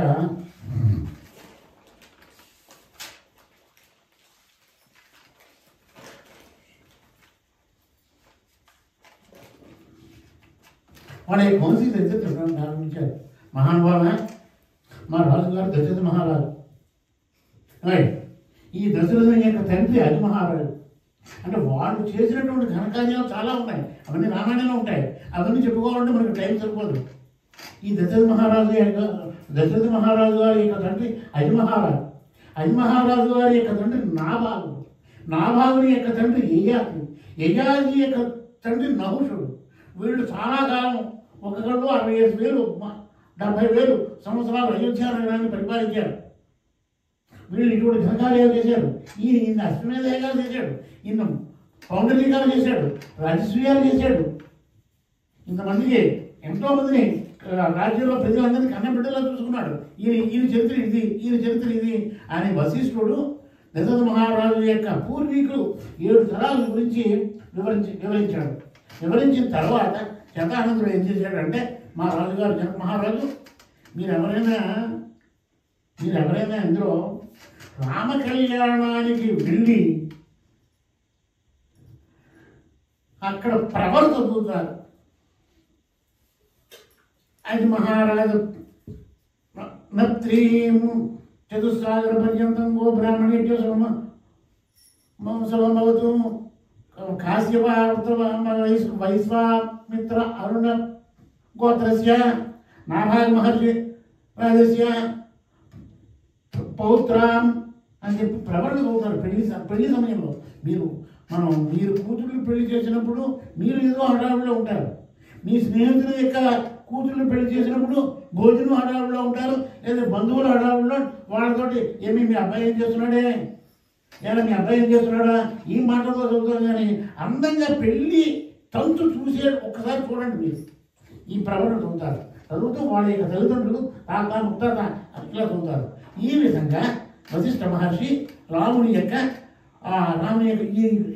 ఈయన దశరథ మహారాజు గారు ఇన్ని వేల సంవత్సరాలు అయోధ్య నగరాన్ని పరిపాలించాడు. ఈయన తండ్రి అజమహారాజు. అజమహారాజు యొక్క తండ్రి అజమహారాజు ఇన్ని యాగాలు చేశాడు, అశ్వమేధ యాగాలు చేశాడు, రాజస్వీయాలు చేశాడు. చేసిన తర్వాత ఈయనకి శత్రువులు లేరు. ఈ అజమహారాజు యొక్క తండ్రి నాభాగుని తండ్రి యయాతి తండ్రి నహుషుడు అని రాముని యొక్క దశరథ మహారాజు గారి యొక్క వంశవృక్షాన్ని వశిష్ఠ మహర్షి చెప్పిన తర్వాత శతానందుడు చెప్పాడు, అయ్యా మహానుభావ, అక్కడ అయోధ్య జనక మహారాజు కూర్చున్నాడు, ఇక్కడ దశరథ మహారాజు కూర్చున్నాడు. మనం వాళ్ళిద్దరికి చెప్పాలి కదా. అప్పుడు ఎవరో అహల్య యొక్క కొడుకు పేరు శతానందుడు చెప్తున్నాడు, ఏమని,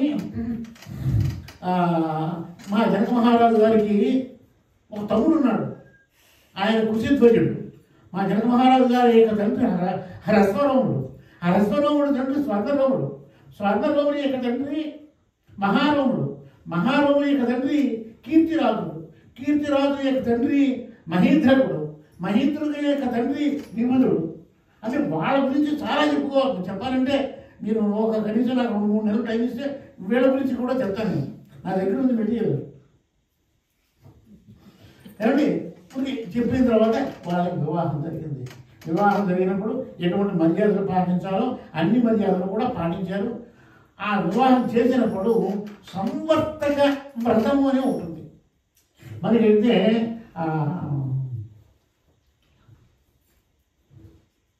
మన బ్రాహ్మణులకి అయితే పొద్దున్నే స్నాతకం, మనకి స్నాతక వ్రతం ఉంది.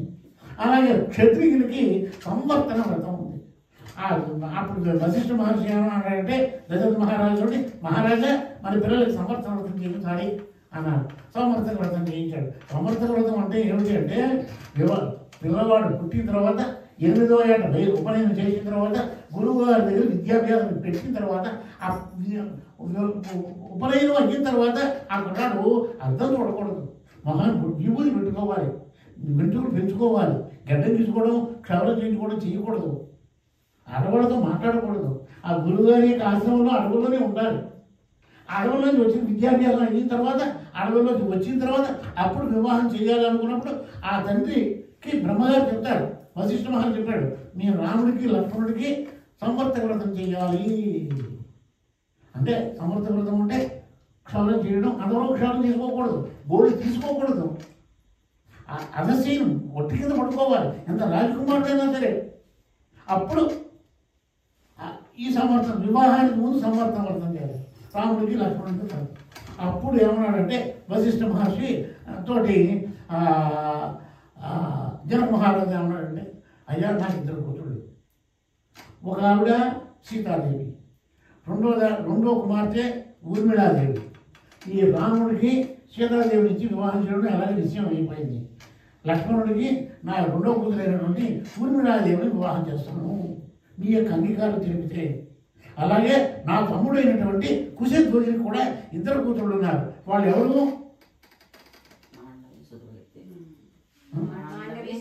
మాండవి సుతకేతు. వాళ్ళిద్దరినీ కూడా భరతచిత్రుడు. ఆ కథ మీ అందరికీ తెలుసును ఏమండి. ఆ విధంగా 4గురికి వివాహం జరిగింది. ఈ జనక మహారాజు కుశధ్వజుడు కూతుళ్ళకి కట్నం ఇచ్చాడు. ఏమిచ్చాడు? వేల కొలది ఏనుగులు, వేల కొలది రథాలు, గుర్రాలు, పరిచారకులు, మొయ్యలేనంత బంగారం, మణులు, మాణిక్యాలు ఇవన్నీ కూడా కానుకలుగా ఇచ్చి అల్లుడికి పంపించాడు. సరే, అంతవరకు బాగానే ఉంది. వీళ్ళు 2 రోజులు అయిపోయింది. వీళ్ళు అయోధ్య నగరానికి బయలుదేరారు. బయలుదేరేప్పుడు జరిగింది ఏమిటి అంటే పరశురాముడు జరిగాడు. ఈ పరశురాముడి దగ్గర వైష్ణవ ధనస్సు ఉంది. అతను అంటాడు, చాలా భయంకరంగా అడుగులు వేస్తున్నాడు, గర్జన చేస్తున్నాడు. దశరథ మహారాజు భయపడిపోతున్నాడు. అయ్యో, మన కుర్రాడికి ఏమి తెలియదే, ఇతను ఏమిటి ఈ పరశురాముడు ఈ విధంగా ఉన్నాడు అనేటప్పటికి ఈ దశరథ మహారాజు ఒక గంటు కట్టుతాడు. పరశురాముడు ఏంటి, రామా నువ్వు ఏదో గొప్పవాడు అనుకుంటున్నావా? కొన్ని వేల సంవత్సరాల క్రితం ఉన్నటువంటి ధనుస్సు అది బొలికిపోయింది. దాన్ని వినవడం గొప్ప కాదు, నా దగ్గర ఉంది వైష్ణవ ధనుస్సు, దాన్ని విలు, అప్పుడు నీ గొప్పతనాన్ని చూపించు అంటాడు. కాదు, యుద్ధం చేయి, నువ్వు గొప్పవాడు నిరూపించుకోవాలంటాడు. సరే, యుద్ధం చేసేటువంటి సమయానికి ఆ పరశురాముడు విశ్వామిత్రుడి దగ్గర విద్యాభ్యాసం నేర్చుకున్నాడు. విశ్వామిత్రుడు అంటాడు, విశ్వామిత్రుడి దగ్గర విద్యాభ్యాసం నేర్చుకున్నాడు తెలుసును రాముడికి. అతని మీద బాణం ఎక్కుపెట్టాడు. అతని పరశురాముడిని తెలిసింది, ఎక్కుపెట్టినటువంటి బాణాన్ని దించడం రాజ మర్యాద కాదు. అప్పుడు ఆ పరశురాముడు ఏమంటాడంటే, మహానుభావ, సాక్షాత్తు నువ్వు శ్రీ మహావిష్ణువి, నీ యొక్క గొప్పతనం తెలియక నన్ను నీ మీద నా మీద యుద్ధం చేయమన్నాను. మరి అప్పుడు రాముడు అంటాడు, పరశురామ, నువ్వు బాణం ఎక్కుపెట్టుకున్నావు కదా, ఎక్కుపెట్టినటువంటి బాణాన్ని కిందకి తీసేటువంటి వ్రత నాకు లేదు, బాణం ఉపయోగించవలసిందే, ఏం చేయమంటావో చెప్పు అన్నాడు. ఏం చేయమంటావో చెప్పు అనేటప్పటికీ అక్కడ దుందుములు అనేటువంటి రాక్షసులు ఉన్నారు. ఆ రాక్షసుల మీద ప్రయోగించుకున్నారు. ఆ రాక్షస సంహారం జరిగింది. అక్కడి నుంచి పరశురాముడు హిమాలయ పర్వతాలకి తపస్సు చేసుకోవడానికి వెళ్ళిపోయాడు. రామాయణంలో విశ్వామిత్రుడు రాముడికి వివాహం అయ్యేసిన తర్వాత విశ్వామిత్రుడి పాత్ర లేదు.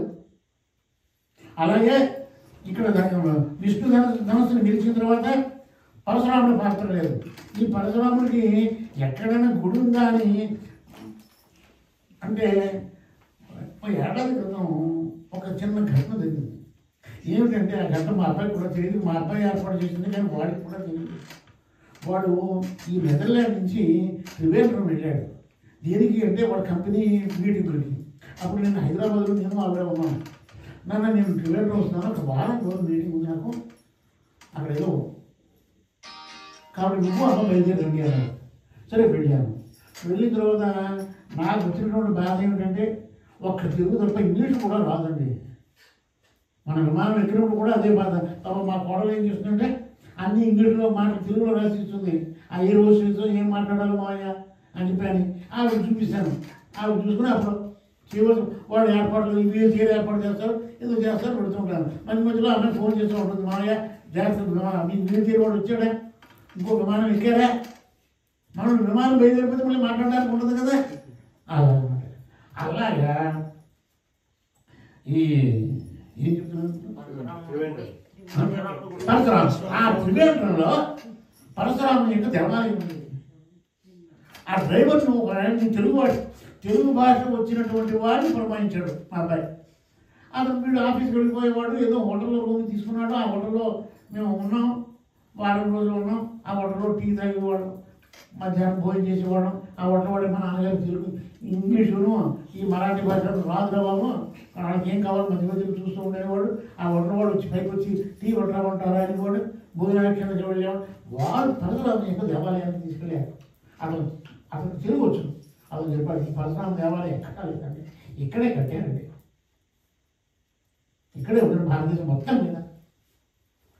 పరశురాముడికి ఈ రాముడితో గర్వభంగం అయిపోయిన తర్వాత, శివధనుసు విష్ణుధనుసు వీధి చేసిన తర్వాత ఈయన ఇక్కడ నుంచి హిమాలయ పర్వతాల తపస్సుకు వెళ్ళిపోయారండి. ఆ విధంగా విశ్వామిత్రుని పరశురాముని యొక్క గర్వభంగం చేసిన తర్వాత వీళ్ళు దశరథుడు రామ లక్ష్మణ భరత శత్రుఘ్నులతోటి కోడళ్లతోటి అయోధ్య నగరానికి చేరుకున్నారు. స్వస్తి ప్రజాక్షి పరిపాలన. ఇక్కడతో బాలగాడు స్వస్తి ఏంటండి, రేపు అయోధ్య అని చెప్తాను.